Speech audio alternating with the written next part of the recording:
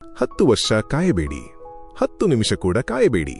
10 ಸೆಕೆಂಡುಗಳನ್ನು ಕಾಯಬೇಡಿ. ಈಗಲೇ ಈ ಕ್ಷಣವೇ ಆರಂಭಿಸಲು ಸರಿಯಾದ ಸಮಯ.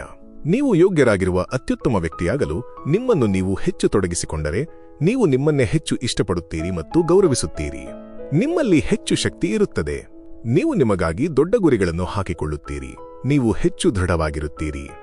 ನೀವು ನಿಮ್ಮ ಮೇಲೆ ಹೂಡಿಕೆ ಮಾಡಿದಾಗ, ನೀವು ಓದಿದಾಗ, ಕಲಿತಾಗ ಮತ್ತು ನಿಮ್ಮ ಕೌಶಲ್ಯಗಳನ್ನು ಉನ್ನತೀಕರಿಸಿದಾಗ ನೀವು ನಿಮ್ಮೊಂದಿಗೆ ಹೇಳುತ್ತೀರಿ, ಅಬ್ಬಾ, ನನಗೊಂದು ಮಹತ್ತರ ಭವಿಷ್ಯವಿದೆ ಮತ್ತು ನನ್ನ ಸಾಮರ್ಥ್ಯವನ್ನು ಗರಿಷ್ಠಗೊಳಿಸುವುದು ನನಗೆ ಬಿಟ್ಟ ವಿಚಾರ.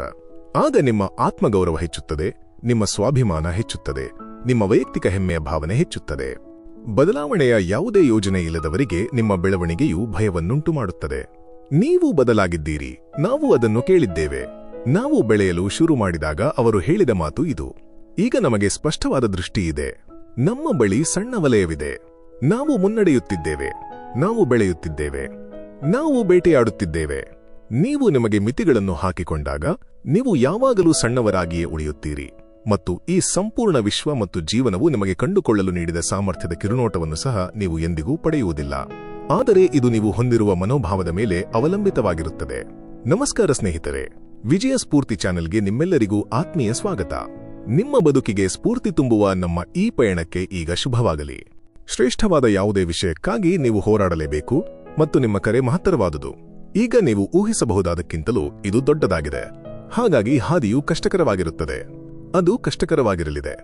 ಆದ್ದರಿಂದ ಅದು ಸುಲಭವಾಗಿರಲಿ ಎಂಬ ಬಯಕೆಯಿಂದ ನಾವು ನಮ್ಮನ್ನು ಎಷ್ಟು ಹೆಚ್ಚು ಬೇರ್ಪಡಿಸಿಕೊಳ್ಳುತ್ತೇವೆಯೋ ಮತ್ತು ನಮ್ಮ ಹೋರಾಟ, ಕಷ್ಟ, ಪ್ರತಿಕೂಲತೆ, ವೈಫಲ್ಯ, ಕವಲುದಾರಿಗಳು ಹಾಗೂ ನಿದ್ರೆಯಿಲ್ಲದ ರಾತ್ರಿಗಳನ್ನು ನಮ್ಮ ಮಹತ್ತರ ಉದ್ದೇಶವನ್ನು ಈಡೇರಿಸುವ ಜವಾಬ್ದಾರಿ ಎಂದು ಸ್ವೀಕರಿಸುತ್ತೇವೆಯೋ ಅಷ್ಟೇ ಹೆಚ್ಚು ಹೋರಾಟದ ಮನೋಭಾವವು ನಿಮ್ಮೊಳಗೆ ಜಾಗೃತಗೊಳ್ಳುತ್ತದೆ. ನಾವೆಲ್ಲರೂ ನಮ್ಮ ಮೆದುಳು ನಮ್ಮನ್ನು ಈ ಪೆಟ್ಟಿಗೆಯಲ್ಲಿ ಇರಿಸಿರುವ ಜಗತ್ತಿನಲ್ಲಿ ಬದುಕುತ್ತಿದ್ದೇವೆ. ಆ ಪೆಟ್ಟಿಗೆಯ ಹೊರಗೆ ಅಪಾರ ಅವಕಾಶಗಳಿರುವ ಅಂತ್ಯವಿಲ್ಲದ ಜಗತ್ತಿದೆ. ಆದರೆ ನಾವು ಆ ಪೆಟ್ಟಿಗೆಯಿಂದ ಹೊರಗೆ ಹೋಗಲು ಹೆದರುತ್ತೇವೆ, ಏಕೆಂದರೆ ಆ ಪೆಟ್ಟಿಗೆಯೊಳಗಿನ ಜಾಗ ಆರಾಮದಾಯಕವಾಗಿದೆ. ಆ ಪೆಟ್ಟಿಗೆಯ ಹೊರಗೆ ದೇವರು ನಿಮಗೆ ಸಲಿಕೆ, ಶವಲ್ ಕೊಟ್ಟು ಅಗೆಯಲು ಪ್ರಾರಂಭಿಸು ಎಂದು ಹೇಳುತ್ತಾನೆ. ಅದು ಖುಷಿಯಾದ ವಿಷಯವಲ್ಲ. ಆದರೆ ನೀವು ಅಗೆದಾಗ ನಿಮಗೆ ತಿಳಿಯದ ಎಲ್ಲ ರೀತಿಯ ವಿಷಯಗಳಿಗೆ ನಿಮ್ಮದೇ ಆದ ಹಾದಿಯನ್ನು ನೀವು ಅಗೆಯುತ್ತೀರಿ. ಈ ಜಗತ್ತಿನಲ್ಲಿ ನೀವು ಈಗ ಒಬ್ಬಂಟಿಯಾಗಿದ್ದರೆ, ನೀವು ಅದನ್ನು ಸರಿಯಾಗಿ ಬಳಸಲು ನಿರ್ಧರಿಸಿದರೆ ಅದು ಒಂದು ಮಹಾಶಕ್ತಿ, ಸೂಪರ್ ಪವರ್. ಏಕೆಂದರೆ ಈ ಜಗತ್ತಿನಲ್ಲಿರುವ ಎಲ್ಲರೂ ಬೇರೆಯವರಲ್ಲಿ ತಮ್ಮನ್ನು ತಾವು ಕಂಡುಕೊಳ್ಳಲು ತಮ್ಮ ಇಡೀ ಜೀವನವನ್ನು ಕಳೆಯುತ್ತಿದ್ದರೆ ನಿಮಗೆ ನಿಮ್ಮನ್ನು ತಿಳಿದುಕೊಳ್ಳುವ ಅವಕಾಶವಿದೆ. ನೋವು ಎಷ್ಟಿದೆ ಎಂದು ನನಗೆ ಗೊತ್ತು. ತಪ್ಪು ತಿಳುವಳಿಕೆಯು ನರಕ ಎಂದು ನನಗೆ ಗೊತ್ತು. ಆದರೆ ನೀವು ನಿಮ್ಮನ್ನು ತಿಳಿದುಕೊಳ್ಳಲು ಸಮಯ ತೆಗೆದುಕೊಳ್ಳದಿದ್ದರೆ ನೀವು ಇನ್ನಷ್ಟು ತಪ್ಪು ತಿಳುವಳಿಕೆಗೆ ಒಳಗಾಗುತ್ತೀರಿ. ಜಯಿಸಬೇಕಾದ ಯಾವುದೇ ವಿಷಯವೂ ನಿಮ್ಮ ಹೊಟ್ಟೆಯಲ್ಲಿ ಆ ಆತಂಕದ ಗುಂಡಿಯನ್ನು ಇರಿಸುತ್ತದೆ. ಆದ್ದರಿಂದ ನೀವು ನೋವನ್ನು ಅರ್ಥ ಮಾಡಿಕೊಳ್ಳಬೇಕು ಮತ್ತು ಕೆಲವೊಮ್ಮೆ ಒಬ್ಬಂಟಿಯಾಗಿರುವುದು ಒಂದು ಆಶೀರ್ವಾದ ಎಂದು ಅರಿತುಕೊಳ್ಳಬೇಕು. ನನ್ನ ನೆಚ್ಚಿನ ಚೀನಿಗಾದೆ ಏನೆಂದರೆ, ಎಲ್ಲವೂ ಸುಲಭವಾಗುವ ಮೊದಲು ಕಷ್ಟಕರವಾಗಿರಬೇಕು. ನಿಮಗೆ ಬೇರೆ ಆಯ್ಕೆ ಇಲ್ಲದಿದ್ದಾಗ ನೀವು ಸಹಿಸಿಕೊಳ್ಳುವ ಸಾಮರ್ಥ್ಯವು ಅದ್ಭುತ ಎಂದು ನಾನು ಭಾವಿಸುತ್ತೇನೆ. ಏಕೆಂದರೆ ಕೊನೆಯಲ್ಲಿ ಜೀವನ ಕಷ್ಟಕರವಾಗಿದೆ, ಆದರೆ ಅದು ಸುಲಭವಾಗಿರಬೇಕು ಎಂದು ನಂಬಿದರೆ ಅದು ಇನ್ನಷ್ಟು ಕಷ್ಟಕರವಾಗುತ್ತದೆ. ನೋಡಿ, ಯಶಸ್ಸಿನ ರಹಸ್ಯವೆಂದರೆ ಎಂದಿಗೂ ಬಿಟ್ಟುಕೊಡದಿರುವುದು ಎಂದು ನಾನು ನಂಬಲು ಶುರು ಮಾಡಿದ್ದೇನೆ. ಜೀವನವು ನಿಮ್ಮನ್ನು ನಿರಂತರವಾಗಿ ಪರೀಕ್ಷಿಸುತ್ತಿದೆ. ನೀವು ಪುನರಾವರ್ತನೆಗಳನ್ನು ಮಾಡದ ದಿನಗಳಿರುತ್ತವೆ. ನೀವು ಪುನರಾವರ್ತನೆಗಳನ್ನು ಮಾಡದ ವಾರಗಳಿರುತ್ತವೆ. ನೀವು ಪುನರಾವರ್ತನೆಗಳನ್ನು ಮಾಡದ ತಿಂಗಳುಗಳು ಸಹ ಇರಬಹುದು. ಪರವಾಗಿಲ್ಲ.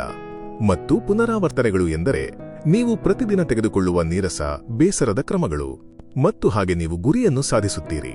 ನೀವು ಅದನ್ನು ಮಾಡಿದ ದಿನಗಳು ನಿಮ್ಮ ಯಶಸ್ಸನ್ನು ನಿರ್ಧರಿಸುವುದಿಲ್ಲ.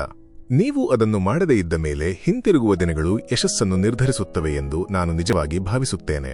ಆದ್ದರಿಂದ ಕೆಲಸದಲ್ಲಿ ತುಂಬಾ ಕಷ್ಟಕರವಾದ ದಿನ ಅಥವಾ ನೀವು ನಿಜವಾಗಿಯೂ ಅನಾರೋಗ್ಯದಿಂದ ಇದ್ದ ವಾರದಲ್ಲಿ ನೀವು ಪ್ರತಿದಿನ ಪುನರಾವರ್ತನೆಗಳನ್ನು ಮಾಡಲು ಸಾಧ್ಯವಾಗಲಿಲ್ಲ. ಆ ಸಣ್ಣ ನೀರಸ ಕೆಲಸಗಳನ್ನು ಮಾಡಲು ನಿಮಗೆ ಸಾಧ್ಯವಾಗಲಿಲ್ಲ. ನೀವು ನಡೆಯಲು ಹೊರಗೆ ಹೋಗಲು ಸಾಧ್ಯವಾಗಲಿಲ್ಲ. ನೀವು ಕುಳಿತು ಬರೆಯಲು ಸಾಧ್ಯವಾಗಲಿಲ್ಲ. ನೀವು ಹಿಂತಿರುಗುವ ದಿನವೇ ಯಶಸ್ಸನ್ನು ನಿರ್ಧರಿಸುತ್ತದೆ, ಏಕೆಂದರೆ ನೀವು ಬಿಟ್ಟುಕೊಡಲಿಲ್ಲ ಎಂದರ್ಥ. ಇದು 37ನೇ ದಿನವಾಗಿದ್ದು ನೀವು ಹೇಳಿದ ರೀತಿಯಲ್ಲಿ ತಿಂದಿಲ್ಲ. ನಿಮ್ಮ ಗುರಿ ಸಾಲದಿಂದ ಹೊರಬರುವುದು ಎಂದಿದ್ದರೂ ನೀವು ಅತಿಯಾದ ಹಣವನ್ನು ಖರ್ಚು ಮಾಡಿದ್ದೀರಿ ಮತ್ತು ನೀವು ನಿಮ್ಮ ಗುರಿಯನ್ನು ಬರೆದಿದ್ದ ಸಣ್ಣ ಟಿಪ್ಪಣಿಯನ್ನು ನೋಡುತ್ತೀರಿ. ಪರವಾಗಿಲ್ಲ, ಅದು ಇನ್ನೂ ಅಲ್ಲಿಯೇ ಇದೆ. ನೀವು ಅದನ್ನು ಮಾಡದೇ ಇದ್ದ ಮೇಲೆ ಹಿಂದಿರುಗುವ ದಿನಗಳು ಯಶಸ್ಸನ್ನು ನಿರ್ಧರಿಸುತ್ತವೆ. ನೀವು ಇನ್ನೊಬ್ಬರೊಂದಿಗೆ ಹೇಗೆ ವಿಶ್ವಾಸವನ್ನು ನಿರ್ಮಿಸುತ್ತೀರಿ? ನೀವು ಏನನ್ನಾದರೂ ಮಾಡುತ್ತೇನೆ ಎಂದು ಹೇಳಿದಾಗ ಅದನ್ನು ನೀವು ಮಾಡುತ್ತೀರಿ ಎಂದು ಪದೇ ಪದೇ ಸಾಬೀತುಪಡಿಸುತ್ತೀರಿ. ಮತ್ತು ನಿಮ್ಮೊಂದಿಗೆ ವಿಶ್ವಾಸವನ್ನು ನಿರ್ಮಿಸಿಕೊಳ್ಳುವುದು ಹೇಗೆ ವಿಭಿನ್ನ ಎಂದು ನೀವು ಏಕೆ ಭಾವಿಸುತ್ತೀರಿ? ಏಕೆಂದರೆ ನೀವು ನಿಮ್ಮ ಭವಿಷ್ಯದ ಸ್ವಭಾವಕ್ಕೆ ಹೆದರುವ ವ್ಯಕ್ತಿಯಾಗಿದ್ದರೆ ಪರಿಹಾರವು ನಿಮ್ಮ ಮುಂದೆಯೇ ಇದೆ. ನೀವು ಏನನ್ನಾದರೂ ಮಾಡುತ್ತೇನೆ ಎಂದು ಹೇಳಿದಾಗ ನೀವು ಅದನ್ನು ಪೂರೈಸುತ್ತೀರಿ ಎಂಬುದಕ್ಕೆ ಪುರಾವೆಗಳನ್ನು ನಿರ್ಮಿಸಲು ತಿಂಗಳುಗಳು ಮತ್ತು ವರ್ಷಗಳನ್ನು ಕಳೆಯಿರಿ. ಇದು ಸಂಕೀರ್ಣವಾಗಿಲ್ಲ, ಇದು ಕೇವಲ ಕಷ್ಟಕರವಾಗಿದೆ. ನಿಮ್ಮ ಸ್ವಂತ ನಿರೀಕ್ಷೆಗಳಿಗೆ ನೀವು ನಿರಂತರವಾಗಿ ವಿಫಲರಾದರೆ ನಿಮ್ಮೊಂದಿಗಿನ ನಿಮ್ಮ ಸಂಬಂಧವು ಕೇವಲ ಅನಿಶ್ಚಿತತೆಯಿಂದ ಕೂಡಿದೆ ಎಂದರೆ ಆಶ್ಚರ್ಯವಿಲ್ಲ. ಆದರೆ ನೀವು ಹಿಂದಿರುಗಿ ನೋಡಿದಾಗ ನೀವು ಹೇಳಿಕೊಂಡ ವ್ಯಕ್ತಿಯೇ ಆಗಿದ್ದೀರಿ ಎಂಬುದಕ್ಕೆ ನಿರಾಕರಿಸಲಾಗದ ಪುರಾವೆಗಳು ಇದ್ದರೆ ನಿಮ್ಮ ಮೇಲೆ ಅವಲಂಬಿಸುವುದು ಅಷ್ಟು ಕಷ್ಟಕರವಲ್ಲ. ನಾವು ನಮ್ಮ ಜೀವನದಲ್ಲಿ ಬಯಸುವ ವಿಷಯಗಳನ್ನು ಆಕರ್ಷಿಸುವ ಪ್ರಮುಖ ವಿಷಯಗಳಲ್ಲಿ ಒಂದಾಗಿದೆ. ಅವುಗಳನ್ನು ನಾವು ಹೊಂದುವ ಮೊದಲೇ ನಮ್ಮಲ್ಲಿ ಅವು ಇವೆ ಎಂದು ಭಾವಿಸಲು ಸಾಧ್ಯವಾಗುವುದು. ನಾವು ನಮ್ಮ ಜೀವನದಲ್ಲಿ ನಿಜವಾಗಿ ಬಯಸುವ ನಿಜವಾದ ಕನಸುಗಳು, ನಮ್ಮ ನಿಜವಾದ ಮಹತ್ವಾಕಾಂಕ್ಷೆಗಳು, ಅವು ಕೇವಲ ಭಾವನೆಗಳು, ಅವು ವಸ್ತುಗಳಲ್ಲ. ನಾವು ಯಾವುದನ್ನಾದರೂ ಹೊಂದಿದ್ದೇವೆ ಎಂದು ಭಾವಿಸಿದಾಗ ಸಂಭವಿಸುವ ವಿಷಯಗಳಲ್ಲಿ ಒಂದು ಏನೆಂದರೆ ನಾವು ಆ ಭಾವನೆಗೆ ಅನುಗುಣವಾಗಿ ವರ್ತಿಸಲು ಪ್ರಾರಂಭಿಸುತ್ತೇವೆ ಮತ್ತು ಆ ಕ್ರಿಯೆಯ ಪರಿಣಾಮವಾಗಿ ಆ ವಿಷಯಗಳು ನಿಮ್ಮನ್ನು ಬೆನ್ನಟ್ಟಲು ಪ್ರಾರಂಭಿಸುತ್ತವೆ. ಆದ್ದರಿಂದ ಇದು ಕೇವಲ ಒಂದು ಪ್ರಕಟಣೆಯ ವಿಷಯವಲ್ಲ. ನಾವು ನಿರ್ದಿಷ್ಟ ರೀತಿಯಲ್ಲಿ ಭಾವಿಸಿದಾಗ ನಾವು ನಿರ್ದಿಷ್ಟ ರೀತಿಯಲ್ಲಿ ವರ್ತಿಸುತ್ತೇವೆ ಮತ್ತು ನಾವು ಭಾವಿಸದಿದ್ದಾಗ ನಾವು ವರ್ತಿಸುವುದಿಲ್ಲ. ನೀವು ಆ ಗುರಿಯನ್ನು ಹೊಂದಿದ್ದೀರಿ ಎಂದು ಭಾವಿಸಲು ಪ್ರಾರಂಭಿಸುವ ಮೂಲಕ ನಿಮಗೆ ಆ ಭಾವನೆಯ ಉಡುಗೊರೆಯನ್ನು ನೀಡಲು ಅಥವಾ ಸ್ಪಷ್ಟವಾಗಿ ಹೇಳಬೇಕೆಂದರೆ ಆ ಕೆಲಸವನ್ನು ಮಾಡಲು ಸ್ವಲ್ಪ ಹೆಚ್ಚು ಸಮಯವನ್ನು ಕಳೆಯಿರಿ. ಮತ್ತು ನೀವು ಬಯಸಿದ ಭಾವನೆಗಳನ್ನು ನೀವೇ ನೀಡುವ ಉಡುಗೊರೆಯು ನಿಮ್ಮ ದೇಹದಲ್ಲಿ ಹೆಚ್ಚು ಆರೋಗ್ಯ, ಹೆಚ್ಚು ಚೈತನ್ಯ, ಹೆಚ್ಚು ಶಕ್ತಿ, ಹೆಚ್ಚು ಆಶಾವಾದ, ಹೆಚ್ಚು ನಂಬಿಕೆ, ಹೆಚ್ಚು ಆತ್ಮವಿಶ್ವಾಸವನ್ನು ಸೃಷ್ಟಿಸುತ್ತದೆ ಎಂದು ನಾನು ಭಾವಿಸುತ್ತೇನೆ. ಈ ವಾರ ಅದನ್ನು ಅನುಭವಿಸಿ ಮತ್ತು ನಂತರ ನೀವು ಅದನ್ನು ಹೊಂದುತ್ತೀರಿ. ನಿಮ್ಮಂತಹ ಇನ್ನೊಬ್ಬ ವ್ಯಕ್ತಿ ಇರಲು ಸಾಧ್ಯತೆ 50 ಬಿಲಿಯನ್ಗೆ 1ಕ್ಕಿಂತಲೂ ಹೆಚ್ಚು. ಮಾನವ ಇತಿಹಾಸದಲ್ಲಿ ನಿಮ್ಮಂತಹ ಇಬ್ಬರು ವ್ಯಕ್ತಿಗಳು ಎಂದಿಗೂ ಇರುವುದಿಲ್ಲ. ಒಂದೇ ಮುಖವನ್ನು ಹೊಂದಿರುವ ಇಬ್ಬರು ವ್ಯಕ್ತಿಗಳು ಎಂದಿಗೂ ಇರುವುದಿಲ್ಲ. ನಿಖರವಾಗಿ ಒಂದೇ ರಕ್ತ ಸಂಯೋಜನೆಯನ್ನು ಹೊಂದಿರುವ ಇಬ್ಬರು ವ್ಯಕ್ತಿಗಳು ಸಹ ಎಂದಿಗೂ ಇರುವುದಿಲ್ಲ. ಒಂದೇ ದೃಷ್ಟಿಕೋನ, ಒಂದೇ ಪ್ರತಿಭೆಗಳು, ಸಾಮರ್ಥ್ಯಗಳು, ಅರ್ಹತೆಗಳನ್ನು ಹೊಂದಿರುವ ಇಬ್ಬರು ವ್ಯಕ್ತಿಗಳು ಎಂದಿಗೂ ಇರುವುದಿಲ್ಲ. ನಿಮ್ಮಂತೆಯೇ ಇಬ್ಬರು ವ್ಯಕ್ತಿಗಳು ಎಂದಿಗೂ ಇರುವುದಿಲ್ಲ. ಮತ್ತು ಪ್ರತಿಯೊಬ್ಬ ವ್ಯಕ್ತಿಯು ತಮ್ಮ ಜೀವನದಲ್ಲಿ ಗಮನಾರ್ಹವಾದದ್ದನ್ನು ಮಾಡುವ ಸಾಮರ್ಥ್ಯದೊಂದಿಗೆ ಜನಿಸುತ್ತಾರೆ. ಮತ್ತು ವೈಯಕ್ತಿಕ ಶ್ರೇಷ್ಠತೆಯ ಆರಂಭಿಕ ಹಂತವು ಏನೆಂದರೆ ನೀವು ನಿಮ್ಮೊಂದಿಗೆ ಹೇಳಿಕೊಳ್ಳುವುದು, ನಾನು ನನ್ನ ಜೀವನದೊಂದಿಗೆ ಯಾವ ಅದ್ಭುತ ಕೆಲಸವನ್ನು ಮಾಡಲು ಹೊರಟಿದ್ದೇನೆ, ನಾನು ಏಕೆ ಇಲ್ಲಿ ಇದ್ದೇನೆ, ನನಗೆ ಈ ಒಂದು ಜೀವನವಿದೆ, ಈ ಅಮೂಲ್ಯವಾದ ಜೀವನ. ಮತ್ತು ನಿಮಗೆ ತಿಳಿದಿರುವಂತೆ ಈ ಜೀವನವು ಬೇರೆ ಯಾವುದಕ್ಕೋ ಒಂದು ತಾಲೀಮು, ರಿಹರ್ಸಲ್ ಅಲ್ಲ. ಇದು ನಿಜವಾದ ಜೀವನ. ನೀವು ನಿಮ್ಮೊಂದಿಗೆ ಹೇಳಿಕೊಳ್ಳುತ್ತೀರಿ, ನಾನು ನನ್ನ ಜೀವನದೊಂದಿಗೆ ಏನು ಮಾಡಲಿದ್ದೇನೆ, ನಾನು ಏಕೆ ಇಲ್ಲಿ ಇದ್ದೇನೆ, ನನ್ನ ಅನನ್ಯ ಪ್ರತಿಭೆಗಳು ಮತ್ತು ಸಾಮರ್ಥ್ಯಗಳು ಯಾವುವು. ನಿಮ್ಮ ಜೀವನದ ಹಿಂದಕ್ಕೆ ನೋಡಿ ಮತ್ತು ನೀವೇ ಕೇಳಿಕೊಳ್ಳಿ, ನೀವು ಹಿಂದೆ ಮಾಡಿದ ಕೆಲಸಗಳಲ್ಲಿ ನೀವು ಹೆಚ್ಚು ಆನಂದಿಸಿದ್ದು ಯಾವುದು. ಹಿಂದೆ ನೀವು ಸುಲಭವಾಗಿ ಮಾಡಿದ್ದೀರಿ, ಆದರೆ ಅದು ಇತರರಿಗೆ ಕಷ್ಟಕರವಾಗಿರಬಹುದು.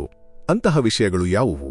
ನಿಮ್ಮ ಎಲ್ಲ ಪ್ರತಿಭೆಗಳು ಮತ್ತು ಸಾಮರ್ಥ್ಯಗಳನ್ನು ನೀವು ಇಲ್ಲಿ ಕೇಂದ್ರೀಕರಿಸಬೇಕು ಎಂಬುದಕ್ಕೆ ಸೂಚಕಗಳಾಗಿರುವ ವಿಷಯಗಳು ಯಾವುವು. ಅದು ಏನೇ ಇರಲಿ, ಅದನ್ನು ಕಂಡುಕೊಳ್ಳಿ ಮತ್ತು ನಂತರ ಅದರಲ್ಲಿ ಉತ್ಕೃಷ್ಟತೆಯನ್ನು ಸಾಧಿಸಲು ನಿಮ್ಮನ್ನು ನೀವು ತೊಡಗಿಸಿಕೊಳ್ಳಿ. ಹೀಗೆ ಹೇಳುತ್ತದೆ, ನಾವು ತಿಳಿದಿರುವ ಅತ್ಯಂತ ಸುಂದರ ವ್ಯಕ್ತಿಗಳು ಸೋಲು, ದುಃಖ, ಹೋರಾಟ, ನಷ್ಟವನ್ನು ತಿಳಿದಿರುವವರು ಮತ್ತು ಆಳದಿಂದ ತಮ್ಮ ದಾರಿಯನ್ನು ಕಂಡುಕೊಂಡವರು. ಈ ವ್ಯಕ್ತಿಗಳು ಜೀವನದ ಬಗ್ಗೆ ಮೆಚ್ಚುಗೆ, ಸೂಕ್ಷ್ಮತೆ ಮತ್ತು ತಿಳುವಳಿಕೆಯನ್ನು ಹೊಂದಿರುತ್ತಾರೆ.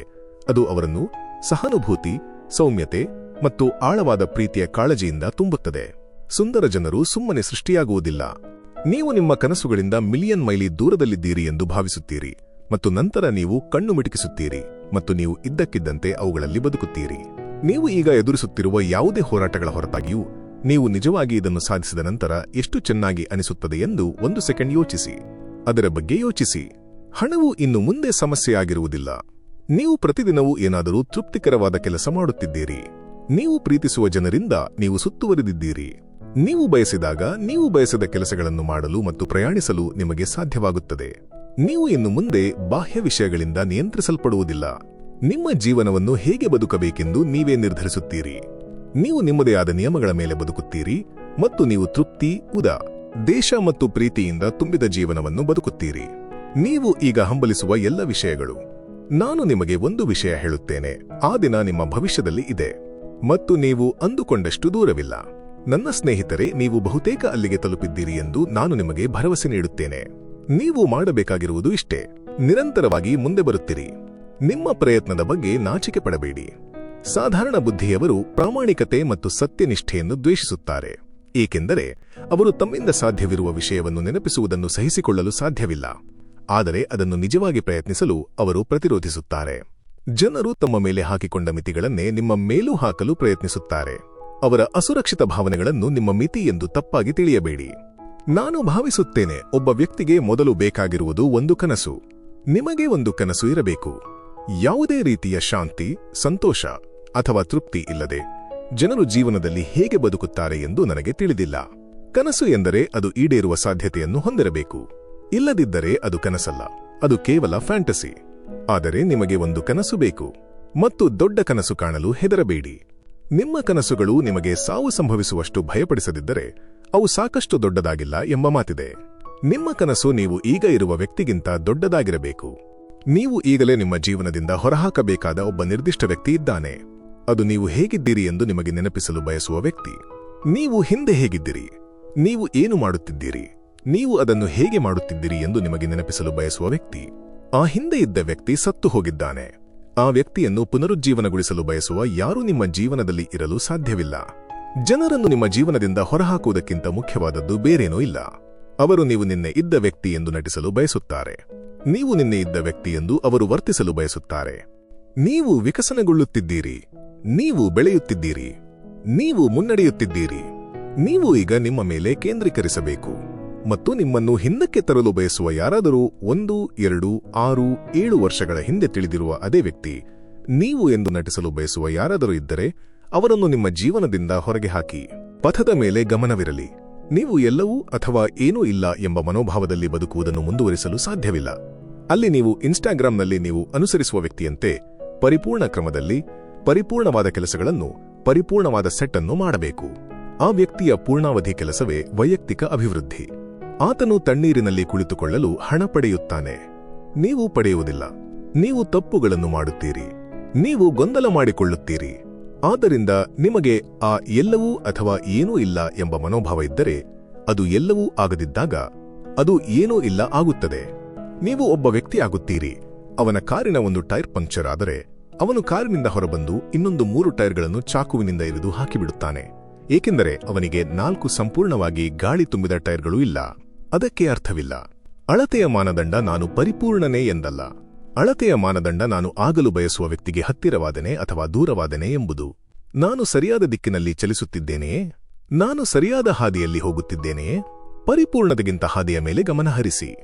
ನೀವು ಇದನ್ನು ನಿಮಗಾಗಿ ಮಾಡುತ್ತಿದ್ದೀರಿ, ಮತ್ತು ಇದನ್ನು ನಾನು ಇತ್ತೀಚೆಗೆ ಮಾತ್ರ ಅರಿತುಕೊಂಡಿದ್ದೇನೆ. ಒಂದು ನಿರ್ದಿಷ್ಟ ಮಟ್ಟದ ಭೌತಿಕ ಸೌಕರ್ಯದ ನಂತರ ನೀವು ಈ ಕೆಲಸವನ್ನು ಮಾಡಬೇಕಾದ ಏಕೈಕ ವ್ಯಕ್ತಿ ನೀವೇ. ನೀವು ಯಾವಾಗ ಪ್ರಾಮಾಣಿಕರಾಗಿದ್ದೀರಿ ಮತ್ತು ಯಾವಾಗ ಇಲ್ಲ ಎಂದು ನಿಮ್ಮ ಆತ್ಮಸಾಕ್ಷಿಗೆ ತಿಳಿದಿರುತ್ತದೆ. ಆ ವ್ಯಕ್ತಿಯನ್ನು ಸಂತೋಷಪಡಿಸಲು, ಆ ಆತ್ಮಸಾಕ್ಷಿಯನ್ನು ಸಂತೋಷಪಡಿಸಲು ಉತ್ತಮಗೊಳಿಸುವುದು ನಿಜವಾಗಿಯೂ ಒಳ್ಳೆಯ ಉಪಾಯ ಎಂದು ನಾನು ಭಾವಿಸುತ್ತೇನೆ. ಏನಾಗುತ್ತೆ ಸಮಸ್ಯೆಗಳು ಯಾವಾಗಲೂ ಉಡುಗೊರೆಗಳಾಗಿದ್ದರೆ? ನಿಮ್ಮ ಜೀವನದ ಪ್ರತಿಯೊಂದು ಸಮಸ್ಯೆಯೂ ನಿಜವಾಗಿಯೂ ಉಡುಗೊರೆಯಾಗಿದ್ದರೆ ಏನಾಗುತ್ತೆ? ನೀವು ಎದುರಿಸಿದ ಪ್ರತಿಯೊಂದು ಸಮಸ್ಯೆಯೂ ನಿಮ್ಮ ಮೇಲೆ ನಡೆಯದೆ ನಿಮಗಾಗಿ ಜೀವನ ನಡೆಯುತ್ತಿದ್ದರೆ ಏನಾಗುತ್ತೆ? ನಮ್ಮ ಜೀವನದಲ್ಲಿ ಎಲ್ಲವೂ ಮಾರ್ಗದರ್ಶಿಸಲ್ಪಟ್ಟಿದ್ದರೆ ಏನಾಗುತ್ತೆ? ನಮ್ಮ ಜೀವನದಲ್ಲಿ ಎಲ್ಲವೂ ದೈವಿಕ ಸಮಯದಲ್ಲಿದ್ದರೆ ಏನಾಗುತ್ತೆ? ಎಲ್ಲವೂ ನೋವು ಕೂಡ. ಯಾರೂ ನೋಡದಿದ್ದಾಗ ನೀವು ಏನು ಮಾಡುತ್ತೀರಿ? ನಿಮ್ಮ ಮಾನದಂಡಕ್ಕೆ ಅನುಗುಣವಾಗಿ ನೀವು ಕಾರ್ಯನಿರ್ವಹಿಸುತ್ತೀರಾ ಅಥವಾ ನೀವು ಮೂಲೆಗಳನ್ನು ಕತ್ತರಿಸುತ್ತೀರಾ? ಶಾರ್ಟ್ಕಟ್ಸ್ ತೆಗೆದುಕೊಳ್ಳುತ್ತೀರಾ? ನಾನು ನಿಮಗೆ ಇದನ್ನು ಹೇಳಬಲ್ಲೆ ಸ್ನೇಹಿತರೆ. ನಾನು ನನ್ನ ಮಾನದಂಡದಲ್ಲಿ ಇರಲು ಯಾವಾಗಲೂ 24 ಗಂಟೆಗಳ ಕಾಲ ಪ್ರಯತ್ನಿಸುತ್ತೇನೆ. ಯಾರೂ ನೋಡದಿದ್ದಾಗಲೂ, ವಿಶೇಷವಾಗಿ ಯಾರೂ ನೋಡದಿದ್ದಾಗಲೂ, ಏಕೆಂದರೆ ಆಗ ನೀವು ಆ ಮಾನದಂಡಗಳನ್ನು ಎತ್ತಿ ಹಿಡಿಯಲು ಅಗತ್ಯವಿರುವ ಹೆಚ್ಚಿನ ಶಿಸ್ತು ಮತ್ತು ಶಕ್ತಿಯನ್ನು ಪಡೆಯುತ್ತೀರಿ. ಪ್ರತಿಯೊಬ್ಬ ಮನುಷ್ಯನಿಗೂ ಒಂದು ಮೂಲಭೂತ ಮೌಲ್ಯಗಳ ಸಮೂಹ, ಒಂದು ಮಿಷನ್ ಹೇಳಿಕೆ ಮತ್ತು ಅವರ ಸ್ವಂತ ಜೀವನಕ್ಕೆ ಒಂದು ದೃಷ್ಟಿ ಇರಬೇಕು ಎಂದು ನಾನು ಭಾವಿಸುತ್ತೇನೆ. ಮತ್ತು ಹೆಚ್ಚಿನ ಜನರಿಗೆ ಇದು ಇರುವುದಿಲ್ಲ. ಹೆಚ್ಚಿನ ಜನರು ಕೇವಲ ಪ್ರವಾಹದೊಂದಿಗೆ ಸಾಗುತ್ತಾರೆ. ಅವರು ಬೇರೊಬ್ಬರ ದೃಷ್ಟಿಗೆ ತೂಗಾಡುತ್ತಾರೆ ಮತ್ತು ಸ್ವಲ್ಪ ಸಮಯ ಅಲ್ಲಿಯೇ ಇರುತ್ತಾರೆ, ಮತ್ತು ನಂತರ ಅವರು ಮತ್ತೊಬ್ಬರ ದೃಷ್ಟಿಗೆ ತೂಗಾಡುತ್ತಾರೆ, ಮತ್ತು ನಂತರ ಅವರು ಜೀವನದಲ್ಲಿ ವಯಸ್ಸಾದವರಾಗುತ್ತಾರೆ ಮತ್ತು ಅವರು ಹೇಳುತ್ತಾರೆ, ಏಕೆ ನನಗೇನೂ ಸರಿಹೋಗಿಲ್ಲ? ಸರಿ, ನಿಮಗೆ ಏನೂ ಸರಿಹೋಗದಿರಲು ಕಾರಣವೇನೆಂದರೆ ನೀವು ಹೇಳುವುದನ್ನು ನೀವು ಬದುಕುತ್ತಿಲ್ಲ. ನಿಮಗಾಗಿ ನಿಮಗೆ ಒಂದು ಯೋಜನೆ ಇಲ್ಲ. ನಿಮಗಾಗಿ ನಿಮಗೆ ಒಂದು ಮಿಷನ್ ಹೇಳಿಕೆ ಇಲ್ಲ. ಯಾರೂ ನೋಡದಿದ್ದಾಗ ನೀವು ಮೂಲೆಗಳನ್ನು ಕತ್ತರಿಸಲು ಪ್ರಯತ್ನಿಸುತ್ತೀರಿ. ನೀವು ಆ ರೀತಿ ಸೋಲುತ್ತೀರಿ. ಅದು ಇಷ್ಟೇ. ನೀವು ಅಂದುಕೊಂಡಿದ್ದಕ್ಕಿಂತ ಅದು ಯಾವಾಗಲೂ ಕಷ್ಟಕರವಾಗಿರುತ್ತದೆ, ಹೆಚ್ಚು ಸಮಯ ತೆಗೆದುಕೊಳ್ಳುತ್ತದೆ ಮತ್ತು ಹೆಚ್ಚು ವೆಚ್ಚವಾಗುತ್ತದೆ. ಇದು ಅರ್ಥಪೂರ್ಣವಾಗಿದೆ, ಏಕೆಂದರೆ ಅದು ಸುಲಭವಾಗಿದ್ದರೆ ಆಗ ಪ್ರತಿಯೊಬ್ಬರೂ ಅದನ್ನು ಹೊಂದುತ್ತಿದ್ದರು, ಮತ್ತು ಪ್ರತಿಯೊಬ್ಬರೂ ಅದನ್ನು ಹೊಂದಿದ್ದರೆ ಅದು ಯೋಗ್ಯವಾಗಿರುತ್ತಿರಲಿಲ್ಲ. ಹಾಗಾಗಿ ಅದು ಕಷ್ಟವಾಗಿದ್ದರೆ ಅದು ಅದ್ಭುತವಾಗಿದೆ, ಏಕೆಂದರೆ ನೀವು ಅದನ್ನು ವಶಪಡಿಸಿಕೊಂಡ ನಂತರ ಅದು ನಿಮ್ಮನ್ನು ಇನ್ನಷ್ಟು ಗಟ್ಟಿಯಾಗಿಸುತ್ತದೆ. ಮತ್ತು ನಿಮ್ಮ ಹೆಜ್ಜೆಗಳನ್ನು ಅನುಸರಿಸಲು ಬಯಸುವ ಬೇರೆ ಯಾರಿಗಾದರೂ ಇದು ಕಷ್ಟಕರವಾಗಿಸುತ್ತದೆ. ಆದ್ದರಿಂದ ನೀವು ಪರ್ವತವನ್ನು ಏರಿದಷ್ಟು ಗಾಳಿಯು ತೆಳ್ಳಗಾಗುತ್ತದೆ, ಮತ್ತು ಅಲ್ಲಿಗೆ ತಲುಪಲು ಆರೋಹಿ ಅಥವಾ ಪರಿಶೋಧಕನು ಅಪರೂಪದವನಾಗಿರಬೇಕು. ನೀವು ತಾತ್ಕಾಲಿಕ ನೋವನ್ನು ಸಹಿಸಿಕೊಳ್ಳಲು ಸಾಧ್ಯವಾದರೆ, ತಾತ್ಕಾಲಿಕ ನೋವಿನ ಇನ್ನೊಂದು ಬದಿಯಲ್ಲಿ ನೀವು ನಿಮ್ಮ ಇನ್ನೊಂದು ಆವೃತ್ತಿಯನ್ನು ಭೇಟಿಯಾಗುತ್ತೀರಿ. ಪ್ರತಿ ಬಾರಿ ನಾನು ಬಿಡಲು ಬಯಸಿದಾಗ ನಾನು ನನ್ನ ಉಳಿದ ಜೀವನದಲ್ಲಿ ಬಿಟ್ಟುಕೊಡದಿರುವ ನಿರ್ಧಾರವನ್ನು ಮಾಡಲಿಲ್ಲ. ನಾನು ಒಂದು ದಿನ ಬಿಡದಿರುವ ನಿರ್ಧಾರವನ್ನು ಮಾಡಿದೆ. ಒಂದು ದಿನ. ಕೇವಲ ಬಿಡಬೇಡಿ, ಮುಂದುವರಿಸಿ.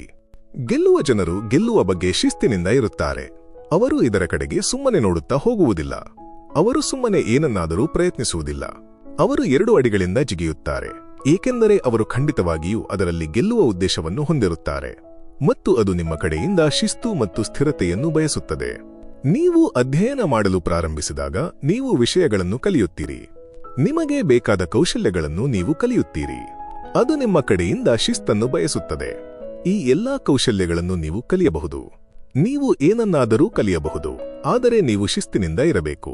ಒಬ್ಬ ಗೌರವಾನ್ವಿತ ಗುರು ಇದ್ದರೂ ಅವರ ಅಡಿಯಲ್ಲಿ ಅಧ್ಯಯನ ಮಾಡಲು ಪ್ರತಿಯೊಬ್ಬರೂ ಬಯಸುತ್ತಾರೆ, ಮತ್ತು ಅವರನ್ನು ತಲುಪುವುದು ಬಹುತೇಕ ಅಸಾಧ್ಯವಾಗಿತ್ತು. ಆದ್ದರಿಂದ ಅವರು ಅಭ್ಯರ್ಥಿಗಳನ್ನು ಸಂದರ್ಶಿಸುತ್ತಿದ್ದರು. ಮತ್ತು ಮಹತ್ವಾಕಾಂಕ್ಷಿ ಸಮುರಾಯ್ ಅವರ ಬಳಿಗೆ ಬಂದು ಹೇಳುತ್ತಾನೆ, ನಾನು ಗುರುವಾಗಲು ಎಷ್ಟು ಸಮಯ ತೆಗೆದುಕೊಳ್ಳುತ್ತದೆ? ಮತ್ತು ಅವರು ಹೇಳುತ್ತಾರೆ, 10 ವರ್ಷಗಳು. ಮತ್ತು ನಂತರ ಯುವ ಸಮುರಾಯ್ ತಾನೇ ಏನನ್ನು ಸಾಬೀತುಪಡಿಸಲು ಉತ್ಸುಕನಾಗಿದ್ದನು. ಅವನು ಹೇಳುತ್ತಾನೆ, ಸರಿ, ನಾನು 2 ಪಟ್ಟು ಹೆಚ್ಚು ಶ್ರಮಿಸಿದರೆ ಮತ್ತು ನಾನು ರಾತ್ರಿ ಹಗಲು ಕೆಲಸ ಮಾಡಿದರೆ ಗುರುವಾಗಲು ಎಷ್ಟು ಸಮಯ ತೆಗೆದುಕೊಳ್ಳುತ್ತದೆ? ಆಗ ಗುರು ಹಿಂದೆ ಕುಳಿತು ಅವನನ್ನು ನೋಡುತ್ತಾರೆ ಮತ್ತು ಹೇಳುತ್ತಾರೆ, 20 ವರ್ಷಗಳು. ಯುವ ಸಮುರಾಯ್ ಅಂದನು, ನಿಲ್ಲಿ, ಏನಿದು? ನಾನು ಹೆಚ್ಚು ಕೆಲಸ ಮಾಡುತ್ತಿದ್ದರೆ ನನಗೆ 2 ಪಟ್ಟು ಹೆಚ್ಚು ಸಮಯ ಏಕೆ ಬೇಕು? ಗುರು ಉತ್ತರಿಸುತ್ತಾರೆ, ನಿಮ್ಮ ಒಂದು ಕಣ್ಣು ನಿಮ್ಮ ಗಮ್ಯಸ್ಥಾನದ ಮೇಲೆ ನೆಟ್ಟಿದ್ದರೆ ನಿಮ್ಮ ದಾರಿಯನ್ನು ಹುಡುಕಲು ನಿಮಗೆ ಕೇವಲ 1 ಕಣ್ಣು ಮಾತ್ರ ಉಳಿದಿದೆ. ಆದರೆ ನಿಜವಾಗಿಯೂ ಮುಖ್ಯವಾದುದು ಏನೆಂದರೆ ಫಲಿತಾಂಶದಿಂದ ನಿಮ್ಮನ್ನು ಬೇರ್ಪಡಿಸುವ ಸಾಮರ್ಥ್ಯ. ಇದು ನಾನು ನನ್ನ ಜೀವನದಲ್ಲಿ ಅಳವಡಿಸಿಕೊಂಡ ಪ್ರಮುಖ ವಿಷಯಗಳಲ್ಲಿ ಒಂದಾಗಿದೆ. ಗುರಿಯನ್ನು ಹೊಂದಿಸಿ. ನೀವು ಎಲ್ಲಿಗೆ ಹೋಗಬೇಕೆಂದು ಬಯಸುತ್ತೀರಿ ಎಂದು ತಿಳಿಯಿರಿ. ನಿಮ್ಮ ಗುರಿ ಏನಿದೆ ಎಂದು ತಿಳಿಯಿರಿ ಮತ್ತು ನಂತರ ಅದನ್ನು ಬಿಟ್ಟುಬಿಡಿ. ಅಲ್ಲಿಗೆ ತಲುಪಲು ನಿಮಗೆ ಹೆಚ್ಚು ಸಮಯ ತೆಗೆದುಕೊಳ್ಳುವುದು ಸಾಧ್ಯ. ವಾಸ್ತವವಾಗಿ ಅದು ಸಂಭವನೀಯ ಮತ್ತು ಹೆಚ್ಚು ಸಾಧ್ಯತೆ ಇದೆ. ಹಾಗಾದರೆ ಏನಾಗುತ್ತದೆ? ಹಾಗೆ ಆದರೆ ನೀವು ಇನ್ನೂ ಪ್ರತಿದಿನ ಮುನ್ನಡೆಯುತ್ತಿದ್ದೀರಿ ಎಂದರ್ಥ. ಉತ್ತಮವಾಗುವುದು ಯಾವಾಗಲೂ ಗೋಚರಿಸುವುದಿಲ್ಲ ಎಂಬುದನ್ನು ನಾವು ಅರ್ಥಮಾಡಿಕೊಳ್ಳುವುದು ಬಹಳ ಮುಖ್ಯ. ನೀವು ಉತ್ತಮವಾಗುತ್ತಿರಬಹುದು ಮತ್ತು ಅದು ಸಾರ್ವಜನಿಕವಾಗಿಲ್ಲದಿರಬಹುದು, ಏಕೆಂದರೆ ಖಾಸಗಿ ವಿಜಯಗಳು ಹೆಚ್ಚಾಗಿ ಸಾರ್ವಜನಿಕ ಸಾಧನೆಗಳಿಗೆ ಮುಂಚಿತವಾಗಿರುತ್ತವೆ. ಎಲ್ಲವನ್ನೂ ನಿಮ್ಮ ನಿಯಂತ್ರಣದಲ್ಲಿದೆ ಎಂದು ನೀವು ಭಾವಿಸಿದ ನಂತರವೂ ನೀವು ಕುಸಿದು ಬೀಳುವುದು ಸರಿ. ನೀವು ದುರ್ಬಲರಲ್ಲ. ಇದು ಚಿಕಿತ್ಸೆ. ನಿಮ್ಮ ಹಿಂದಿನ ಬಗ್ಗೆ ಯೋಚಿಸದೆ ನೀವು ದಿನಗಳನ್ನು ಕಳೆಯುತ್ತೀರಿ, ಮತ್ತು ನಂತರ ಎಲ್ಲವೂ ಕುಸಿದು ಬೀಳುವ ದಿನಗಳು ಇರುತ್ತವೆ. ಎಲ್ಲವಕ್ಕೂ ಜಾಗ ಕೊಡಿ. ಎಲ್ಲವೂ ಸಂಭವಿಸುವ ಮೊದಲು ನೀವು ಇದ್ದ ವ್ಯಕ್ತಿಗೆ ಬಹುಶಃ ನೀವು ಹಿಂತಿರುಗುವುದಿಲ್ಲ, ಆದರೆ ನೀವು ನಿಮ್ಮ ದಾರಿಯನ್ನು ಕಂಡುಕೊಳ್ಳುತ್ತೀರಿ ಎಂದು ನಾನು ನಿಮಗೆ ಭರವಸೆ ನೀಡಬಲ್ಲೆ. ಅಲ್ಲಿಯವರೆಗೆ ಮುಂದುವರಿಯಿರಿ. 1 ದಿನದ ಬದುಕು. ನೀವು ಹೆಚ್ಚು ಬಿಡಲು ಸಾಧ್ಯವಾದರೆ ನೀವು ಹೆಚ್ಚು ದೂರ ಹೋಗುತ್ತೀರಿ. ಅದು ಅತ್ಯಗತ್ಯ. ನಿಮ್ಮ ಸಿದ್ಧತೆ ಮತ್ತು ಬಿಡುವ ಸಾಮರ್ಥ್ಯ ಹೆಚ್ಚಾದಷ್ಟು ಹೆಚ್ಚು ಬದಲಾವಣೆಗಳು ಬರುತ್ತವೆ. ಇದು ಹೀಗೆಯೇ. ಹೊಸ ವಿಷಯಗಳು ಬರಲು ಹಳೆಯ ವಿಷಯಗಳು ಹೋಗಬೇಕು. ನೆನಪಿಡಿ, ವಿಜೇತರು ಮತ್ತು ಸೋತವರನ್ನು ಪ್ರತ್ಯೇಕಿಸುವುದು ನಿಮ್ಮಲ್ಲಿ ಏನಿದೆ ಎಂಬುದಲ್ಲ, ಆದರೆ ನಿಮ್ಮಲ್ಲಿ ಇರುವುದನ್ನು ನೀವು ಏನು ಮಾಡುತ್ತೀರಿ ಎಂಬುದು. ನಿಮಗೆ ಏನಾಗುತ್ತದೆ ಎಂಬುದಲ್ಲ, ಆದರೆ ನಿಮಗೆ ಏನಾಗುತ್ತದೆ ಎಂಬುದಕ್ಕೆ ನೀವು ಹೇಗೆ ಪ್ರತಿಕ್ರಿಯಿಸುತ್ತೀರಿ ಎಂಬುದು ಮುಖ್ಯ. ಅಂತಿಮ ವಿಶ್ಲೇಷಣೆಯಲ್ಲಿ ಜೀವನದ ಪ್ರತಿಕೂಲತೆಗೆ ನಿಮ್ಮ ಪ್ರತಿಕ್ರಿಯೆಯೇ ನೀವು ಯಾರು ಮತ್ತು ನೀವು ಯಾವುದರಿಂದ ಮಾಡಲ್ಪಟ್ಟಿದ್ದೀರಿ ಎಂಬುದರ ನಿಜವಾದ ಅಳತೆ. ಗ್ರೀಕ್ ತತ್ವಜ್ಞಾನಿ ಎಪಿಕ್ಟೆಟಸ್ ಒಮ್ಮೆ ಹೇಳಿದಂತೆ, ಸಂದರ್ಭಗಳು ಮನುಷ್ಯ ಅಥವಾ ಮಹಿಳೆಯನ್ನು ಮಾಡುವುದಿಲ್ಲ, ಅವು ಕೇವಲ ಆತನಿಗೆ ತನ್ನನ್ನು ತಾನು ಬಹಿರಂಗಪಡಿಸುತ್ತವೆ. ಪ್ರತಿಯೊಬ್ಬರೂ ಅಂತಿಮವಾಗಿ ಮಹಾನ್ ಕಷ್ಟದ ಅವಧಿಗಳ ಮೂಲಕ ಹೋಗುತ್ತಾರೆ. ಅವರದೇ ಆದ ಖಾಸಗಿ ನರಕಗಳು ಅವರ ಆತ್ಮದ ಕರಾಳ ರಾತ್ರಿಗಳು. ಆದರೆ ಜೀವನವು ನಮಗೆ ನೀಡಿದ ಪ್ರತಿಯೊಂದನ್ನು ಧೈರ್ಯ ಮತ್ತು ನಿರ್ಧಾರದಿಂದ ಎದುರಿಸುವುದರಿಂದ ನಾವು ನಕ್ಷತ್ರಗಳ ಕಡೆಗೆ ಹೆಚ್ಚು ಖಚಿತವಾಗಿ ಬೆಳೆಯುತ್ತೇವೆ. ನೀವು ಹೊರಗಿನಿಂದ ಮೌಲ್ಯೀಕರಣಕ್ಕಾಗಿ ಹುಡುಕುತ್ತಿದ್ದರೆ ಅದಕ್ಕೆ ಕಾರಣ ನಿಮ್ಮೊಳಗೆ ಬಲವಾದ ಮೌಲ್ಯಗಳ ಕೊರತೆ. ನನಗೆ ಯಶಸ್ಸು ತುಂಬಾ ಸರಳವಾಗಿದೆ. ನನಗೆ ಹತ್ತಿರವಿರುವವರು ನನ್ನನ್ನು ಹೆಚ್ಚು ಪ್ರೀತಿಸುತ್ತಾರೆ ಮತ್ತು ಗೌರವಿಸುತ್ತಾರೆ. ಅದು ನನ್ನ ಯಶಸ್ಸಿನ ವ್ಯಾಖ್ಯಾನ.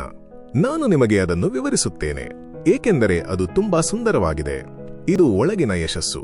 ಈ ರೀತಿ ನಾನು ನನ್ನ ಯಶಸ್ಸಿನ ಅಡಿಪಾಯವನ್ನು ನಿರ್ಮಿಸಿದ್ದೇನೆ. ನಮ್ಮನ್ನು ಚೆನ್ನಾಗಿ ತಿಳಿದಿಲ್ಲದ ಜನರು ನಮ್ಮನ್ನು ಚೆನ್ನಾಗಿ ತಿಳಿದಿರುವವರಿಗಿಂತ ನಮ್ಮನ್ನು ಹೆಚ್ಚು ಇಷ್ಟಪಟ್ಟರೆ ನಮ್ಮಲ್ಲಿ ಏನೋ ದೋಷವಿದೆ. ಒಮ್ಮೆ ಒಳಗೆ ಸರಿ ಇದ್ದರೆ ಹೊರಗಿನದು ವಿಸ್ತರಿಸಬಹುದು. ಯಶಸ್ಸನ್ನು ವಿಭಿನ್ನವಾಗಿ ಅಳೆಯಲಾಗುತ್ತದೆ, ಸರಿ? ಯಶಸ್ಸು ಎಂದರೆ ನಿಮಗೆ ಏನು ಎಂದು ನೀವು ಅರ್ಥಮಾಡಿಕೊಳ್ಳಬೇಕು ಮತ್ತು ಕಂಡುಕೊಳ್ಳಬೇಕು. ಆದರೆ ನೀವು ಎಲ್ಲಿದ್ದೀರಿ ಅಥವಾ ಎಲ್ಲಿಗೆ ಹೋಗುತ್ತಿದ್ದೀರಿ ಎಂಬುದರ ಬಗ್ಗೆ ನೀವು ಸಂತೋಷವಾಗಿಲ್ಲದಿದ್ದರೆ ನೀವು ರಾಜಿ ಮಾಡಿಕೊಳ್ಳುತ್ತಿರಬಹುದು. ನೀವು ಒಳ್ಳೆಯವರಾಗಿರಬಹುದು, ಬಹುಶಃ ನೀವು ಸಾಧಾರಣರಾಗಿರಬಹುದು, ಬಹುಶಃ ನೀವು ಶ್ರೇಷ್ಠರು ಎಂದು ನೀವು ಭಾವಿಸುತ್ತೀರಿ. ಆದರೆ ನೀವು ಬೇರೆ ವಾತಾವರಣಕ್ಕೆ ಹೋದರೆ, ಬೇರೆ ಕ್ಷೇತ್ರಕ್ಕೆ ಹೋದರೆ ನೀವು ಹಾಗಲ್ಲ ಎಂದು ನೀವು ಗುರುತಿಸುತ್ತೀರಿ. ನೀವು ಕೇವಲ ಒಳ್ಳೆಯವರು. ಮತ್ತು ಈ ದಿನಗಳಲ್ಲಿ ಕ್ಷಮಿಸಿ, ಕೇವಲ ಒಳ್ಳೆಯದು ಸಾಲದು. ನೀವು ನಿಮ್ಮೊಳಗೆ ಹೊರತುಪಡಿಸಿ ಬೇರೆ ಎಲ್ಲಿಯೂ ನಿಮ್ಮನ್ನು ಕಂಡುಕೊಳ್ಳುವುದಿಲ್ಲ. ನೀವು ನಿಮ್ಮ ಮನಸ್ಸನ್ನು ಪ್ರತ್ಯೇಕಿಸಬೇಕು. ನಿಮ್ಮ ಆಲೋಚನೆಗಳೊಂದಿಗೆ ಒಬ್ಬಂಟಿಯಾಗಿರಿ. ಉಸಿರಾಡಿ, ವಿಶ್ರಾಂತಿ ಪಡೆದು ಪ್ರತಿಬಿಂಬಿಸಿ. ಪ್ರಶ್ನೆಗಳನ್ನು ಕೇಳಿ, ಉತ್ತರಗಳನ್ನು ಕಂಡುಕೊಳ್ಳಿ. ನೀವು ಏನು ಅನುಭವಿಸುತ್ತೀರಿ ಎಂಬುದನ್ನು ದೃಶ್ಯೀಕರಿಸಲು ನಿಮ್ಮ ಕಲ್ಪನೆಯನ್ನು ಬಳಸಿ. ಮತ್ತು ಸರಿಯಾದ ವಾತಾವರಣದಲ್ಲಿ ಇರುವುದು ಸಹ ಮುಖ್ಯ. ಇದನ್ನು ಅಭ್ಯಾಸ ಮಾಡಿ ಮತ್ತು ನೀವು ನಿಮ್ಮನ್ನು ಕಂಡುಕೊಳ್ಳುತ್ತೀರಿ. ಮತ್ತು ಒಮ್ಮೆ ನೀವು ನಿಮ್ಮನ್ನು ಕಂಡುಕೊಂಡರೆ ನೀವು ನಿಜವಾದ ಸ್ವಾತಂತ್ರ್ಯವನ್ನು ಅನುಭವಿಸುತ್ತೀರಿ. ಬದಲಾವಣೆ ಮಾಡಲು ಕೇವಲ 4 ಮೂಲಭೂತ ಆಯ್ಕೆಗಳಿವೆ. ನೀವು ಏನನ್ನಾದರೂ ನಿಲ್ಲಿಸಬಹುದು, ನೀವು ಏನನ್ನಾದರೂ ಪ್ರಾರಂಭಿಸಬಹುದು, ನೀವು ಏನನ್ನಾದರೂ ಕಡಿಮೆ ಮಾಡಬಹುದು, ಅಥವಾ ನೀವು ಏನನ್ನಾದರೂ ಹೆಚ್ಚು ಮಾಡಬಹುದು. ನೀವು ಮಾಡಬಹುದಾದ ವಿಷಯಗಳು ಅಕ್ಷರಶಃ ಇವು ಮಾತ್ರ. ಏಕೆಂದರೆ ನೀವು 5ನೇ ಕೆಲಸವನ್ನು ಮಾಡಿದರೆ ಅದು ಏನನ್ನೂ ಮಾಡದಿರುವುದು. ಅದು ಹುಚ್ಚುತನ, ಸರಿ? ಅದೇ ಕೆಲಸವನ್ನು ಮಾಡುತ್ತಾ ವಿಭಿನ್ನ ಫಲಿತಾಂಶವನ್ನು ನಿರೀಕ್ಷಿಸುವುದು. ಆದ್ದರಿಂದ ನೀವು ಹೊಸ ಫಲಿತಾಂಶವನ್ನು ರಚಿಸಲು ಬಯಸುತ್ತೀರಿ. ಇದು ಸುಲಭ ಎಂದು ನಾನು ಹೇಳುತ್ತಿಲ್ಲ, ಆದರೆ ಇದು ಸಾಕಷ್ಟು ನೇರ ಮತ್ತು ಸರಳವಾಗಿದೆ ಎಂದು ನಾನು ಹೇಳುತ್ತಿದ್ದೇನೆ. ನಾವು ಸತ್ತಾಗ ನಾವು ಆಗಬಹುದಾಗಿದ್ದ ವ್ಯಕ್ತಿಯನ್ನು ಭೇಟಿಯಾಗುತ್ತೇವೆ ಎಂದು ನಾನು ನಂಬುತ್ತೇನೆ. ನಾವು ಸಾಮರ್ಥ್ಯವನ್ನು ಹೊಂದಿದ್ದ ಜೀವನವನ್ನು, ನಾವು ಆಗಬಹುದಾಗಿದ್ದ ಜೀವನವನ್ನು ಭೇಟಿಯಾಗುತ್ತೇವೆ. ನೀವು ಸತ್ತಾಗ ನೀವು ಆಗಬಹುದಾಗಿದ್ದವರನ್ನು ಭೇಟಿಯಾಗುತ್ತೀರಿ ಎಂದು 1 ನಿಮಿಷ ಊಹಿಸಿಕೊಳ್ಳಿ. ನಾನು ಆ ವ್ಯಕ್ತಿಯನ್ನು ಬೆನ್ನಟ್ಟುತ್ತಿದ್ದೇನೆ. ಆ ಭಾವನೆಗಳು, ಆ ನೆನಪುಗಳು, ಆ ಕೊಡುಗೆ. ಮತ್ತು ನಾನು ಆತನು ನನ್ನನ್ನು ನೋಡಿ, ಅಣ್ಣ, ನಾನು ನಿನ್ನನ್ನು ನೋಡುತ್ತಿದ್ದೆ. ಎಂತಹ ಓಟ! ಆ ಒಂದು ಅಧ್ಯಾಯದಲ್ಲಿ ನೀನು ಎಡವಿದ್ದೀಯಾ ಎಂದು ನಾನು ಭಾವಿಸಿದೆ, ಮತ್ತು ನಂತರ ನೀನು ಹಿಂದಿರುಗಿದಿ. ಮತ್ತು ನಂತರ ನೀನು ಮತ್ತೆ ಕೆಳಗೆ ಬಿದ್ದಿ. ನಂತರ ನೀನು ಹಿಂದಿರುಗಿದಿ. ನೀನು ಮತ್ತೆ ಕೆಳಗೆ ಬಿದ್ದಿ. ನೀನು ಅದನ್ನು ಮಾಡಿದ್ದಿ. ನೀನು ನಿನ್ನ ಜೀವನವನ್ನು ಗರಿಷ್ಠಗೊಳಿಸಿದ್ದಿ. ನನಗೆ ಅದು ಸ್ವರ್ಗ. ನಾನು ಆಗಲು ಸಾಮರ್ಥ್ಯ ಹೊಂದಿರುವ ವ್ಯಕ್ತಿಯಾಗುವುದು. ನರಕವು ಹೀಗಿದೆ. ಹೌದು, ನಾನು ನಿನ್ನನ್ನು ಬೆನ್ನಟ್ಟುತ್ತಿದ್ದೆ, ಮತ್ತು ನಂತರ ಈ ವ್ಯಕ್ತಿ ನನಗೆ ನೋವುಂಟು ಮಾಡಿದ ಮತ್ತು ನನಗೆ ಆ ವಿಷಯವಿತ್ತು, ಮತ್ತು ನಂತರ ಮಾರುಕಟ್ಟೆ. ಹೌದು, ನಾನು ನೋಡುತ್ತಿದ್ದೆ ಮತ್ತು ನಿನಗೆ ಅದನ್ನು ಹೊಂದಿದ್ದೆ, ಮತ್ತು ನಂತರ ಆ ವಿಷಯ, ಮತ್ತು ಹೌದು, ಅದು ಮುಗಿದಿದೆ. ಸತ್ಯವೇನೆಂದರೆ ನಾನು ಭಯಪಟ್ಟು ಬದುಕಿದೆ. ನಾನು ನನ್ನನ್ನು ಕಡಿಮೆ ಅಂದಾಜು ಮಾಡಿದೆ ಮತ್ತು ನನಗೆ ಸಮಯ ಮುಗಿದು ಹೋಯಿತು. ಹೌದು, ನಿಮಗೆ ಅದನ್ನು ಮತ್ತೆ ಮಾಡಲು ಸಾಧ್ಯವಿಲ್ಲ. ನೀವು ಇದರೊಂದಿಗೆ ಶಾಶ್ವತವಾಗಿ ಬದುಕುತ್ತೀರಿ. ನನಗೆ ನಿಜವಾಗಿಯೂ ವಿಷಾದವಿದೆ. ನನಗೆ ನೀವು ಪರಿಚಯವಿಲ್ಲ. ಸಾವು ಕೇವಲ ದೈಹಿಕ ದೇಹದ್ದಲ್ಲ. ಸಾವು ಎಂದರೆ ಅಹಂ, ಈಗೋ ಸಾವು. ಅಹಂ ಸಾವು. ನೀವೇ ಸಾಯಲು ಬಯಸಿ. ಇದು ದೈಹಿಕ ಸಾವಲ್ಲ. ಇದು ಪಾತ್ರದ ಅಥವಾ ಅಹಂನ ಸಾವು. ನೀವು ಸಾಯಲೇಬೇಕು. ನಿಮ್ಮ ಅಹಂ ಸಾಯಲೇಬೇಕು. ಇಂದು ನೀವಿರುವ ವ್ಯಕ್ತಿ, ನೀವು ಮುಂದಿನವರಾಗಬೇಕಾದವರಿಗೆ ಇನ್ನು ಮುಂದೆ ಸಂಪನ್ಮೂಲವನ್ನು ಒದಗಿಸುವುದಿಲ್ಲ. ಈ ಗ್ರಹದ ಮೇಲೆ, ಈ ಜೀವನದಲ್ಲಿ ನಿಮ್ಮ ಮಹತ್ತರ ಉದ್ದೇಶವನ್ನು ಪೂರೈಸಲು ನೀವು ನಿಮ್ಮ ಅಪಕ್ವ ಆವೃತ್ತಿಗಳಿಗೆ ಬಹು ಸಾವುಗಳನ್ನು ಹೊಂದಿರಬೇಕು. ಇದರಿಂದ ನೀವು ನಿಮ್ಮ ಬಲವಾದ ಆವೃತ್ತಿಯಾಗಿ ಪುನರ್ಜನ್ಮ ಪಡೆಯಬಹುದು. ಆ ಪ್ರಕ್ರಿಯೆ ಹೀಗೆಯೇ ಸಾಗುತ್ತದೆ. ಗಮನಿಸಬೇಕಾದವನು ವಿಮರ್ಶಕನಲ್ಲ. ಬಲಶಾಲಿ ವ್ಯಕ್ತಿ ಹೇಗೆ ಎಡವುತ್ತಾನೆ ಎಂದು ಬೆಟ್ಟು ಮಾಡುವ ಮನುಷ್ಯನಲ್ಲ. ಅಥವಾ ಕಾರ್ಯಗಳನ್ನು ಮಾಡುವವನು ಅವುಗಳನ್ನು ಉತ್ತಮವಾಗಿ ಹೇಗೆ ಮಾಡಬಹುದಿತ್ತು ಎಂದು ಹೇಳುವವನಲ್ಲ. ಮನ್ನಣೆ ಸೇರಿರುವುದು ನಿಜವಾಗಿ ರಂಗದಲ್ಲಿರುವ ವ್ಯಕ್ತಿಗೆ, ಯಾರ ಮುಖವು ಧೂಳು ಮತ್ತು ಬೆವರು ಮತ್ತು ರಕ್ತದಿಂದ ಕಲೆಯಾಗಿದೆಯೋ, ಯಾರು ಧೈರ್ಯದಿಂದ ಶ್ರಮಿಸುತ್ತಾನೋ, ಯಾರು ತಪ್ಪು ಮಾಡುತ್ತಾನೋ, ಯಾರು ಪದೇ ಪದೇ ಹಿಂದೆ ಬೀಳುತ್ತಾನೋ, ಏಕೆಂದರೆ ತಪ್ಪು ಮತ್ತು ಕೊರತೆ ಇಲ್ಲದ ಪ್ರಯತ್ನವಿಲ್ಲ. ಆದರೆ ಯಾರು ಯಾವಾಗಲೂ ನಿಜವಾಗಿಯೂ ಕಾರ್ಯಗಳನ್ನು ಮಾಡಲು ಶ್ರಮಿಸುತ್ತಾನೋ, ಯಾರು ಮಹಾನ್ ಉತ್ಸಾಹಗಳನ್ನು, ಮಹಾನ್ ಭಕ್ತಿಗಳನ್ನು ತಿಳಿದಿರುವನೋ, ಯಾರು ಯೋಗ್ಯವಾದ ಕಾರಣಕ್ಕಾಗಿ ತನ್ನನ್ನು ತಾನು ವೇಸುತ್ತಾನೋ, ಯಾರು ಉತ್ತಮವಾಗಿ ಕೊನೆಯಲ್ಲಿ ಉನ್ನತ ಸಾಧನೆಯ ವಿಜಯವನ್ನು ತಿಳಿದಿರುವನೋ, ಮತ್ತು ಯಾರು ಕೆಟ್ಟದಾಗಿ ವಿಫಲನಾದರೆ ಕನಿಷ್ಠ ಮಹಾನ್ ಧೈರ್ಯದಿಂದ ವಿಫಲನಾಗು ತಾನೋ, ಇದರಿಂದ ಆತನ ಸ್ಥಾನವು ವಿಜಯ ಅಥವಾ ಸೋಲು, ಯಾವುದನ್ನೂ ತಿಳಿಯದ ಆ ಶೀತ ಮತ್ತು ಹೇಡಿ ಆತ್ಮಗಳೊಂದಿಗೆ ಎಂದಿಗೂ ಇರುವುದಿಲ್ಲ. ಬೇರೆ ಯಾರಾದರೂ ಅದನ್ನು ನಂಬುವ ಮೊದಲ ಹೆಜ್ಜೆ ಏನೆಂದರೆ ನೀವು ಅದನ್ನು ನಂಬಬೇಕು. ಪ್ಲಾನ್ ಎ ಯಿಂದ ಗಮನವನ್ನು ಬೇರೆಡೆಗೆ ಸೆಳೆಯುವುದರಿಂದ ಪ್ಲಾನ್ ಬಿ ಹೊಂದುವ ಅಗತ್ಯವಿಲ್ಲ. ಇದು ನಾನು ನಂಬುತ್ತೇನೆ ಮತ್ತು ಇದಕ್ಕಾಗಿ ನಾನು ಸಾಯಲು ಸಿದ್ಧನಿದ್ದೇನೆ. ಪೂರ್ಣ ವಿರಾಮ. ಅಂದರೆ ಯಾವುದೇ ಕೈಪಿಡಿಗಳು ಇಲ್ಲ, ಯಾವುದೇ ಶಾರ್ಟ್ಕಟ್ಗಳು ಇಲ್ಲ, ಯಾವುದೇ ರಹಸ್ಯಗಳು ಇಲ್ಲ. ನೀವು ನಿಮ್ಮದೇ ಆದ ಕೈಪಿಡಿಯನ್ನು ಬರೆಯುತ್ತೀರಿ, ನಿಮ್ಮದೇ ಆದ ಶಾರ್ಟ್ಕಟ್ಗಳನ್ನು ನೀವು ಅಭಿವೃದ್ಧಿಪಡಿಸುತ್ತೀರಿ, ನಿಮ್ಮದೇ ಆದ ರಹಸ್ಯಗಳನ್ನು ನೀವು ಕಂಡುಕೊಳ್ಳುತ್ತೀರಿ. ನೀವು ಹೋಗಲು ಸೆಳೆಯುವ ಸ್ಥಳಕ್ಕೆ ಹೋಗುತ್ತೀರಿ ಮತ್ತು ನೀವು ಕೆಲಸ ಮಾಡುವ ಮೂಲಕ ಕಲಿಯುತ್ತೀರಿ. ಅಂದರೆ ನಿಮಗೆ ಭಯವಾಗಿದ್ದರೆ, ಎಲ್ಲವೂ ತುಂಬಾ ಕಠಿಣವೆಂದು ತೋರುತ್ತಿದ್ದರೆ, ಆ ಯಂತ್ರೋಪಕರಣದ ದೊಡ್ಡತನವು ತುಂಬಾ ದೊಡ್ಡದಾಗಿದೆ ಮತ್ತು ಭಯಾನಕವಾಗಿದೆ ಮತ್ತು ಅಗಾಧವಾಗಿದೆ ಎಂದು ತೋರುತ್ತಿದ್ದರೆ ಅದು ಉತ್ತಮ. ನೀವು ಬೆಳಿಗ್ಗೆ ಎದ್ದು ಹೇಗಾದರೂ ಅದನ್ನು ಮಾಡುತ್ತೀರಿ. ನೀವು ಸ್ವಯಂಚಾಲಿತವಾಗಿ ಉತ್ತಮರಾಗುವುದಿಲ್ಲ. ನೀವು ಉದ್ದೇಶಪೂರ್ವಕವಾಗಿ ಉತ್ತಮರಾಗಲು ನಿರ್ಧಾರ ಮಾಡಿದಾಗ ಮಾತ್ರ ನೀವು ಉತ್ತಮರಾಗುತ್ತೀರಿ. ನೀವು ಒಳ್ಳೆಯ ಉದ್ದೇಶಗಳಿರುವ ವ್ಯಕ್ತಿಯಿಂದ ಒಳ್ಳೆಯ ಕಾರ್ಯಗಳನ್ನು ಮಾಡುವ ವ್ಯಕ್ತಿಯಾಗಿ ಹೋಗಬೇಕು. ಅದು ದೊಡ್ಡ ವಿಭಜಕ.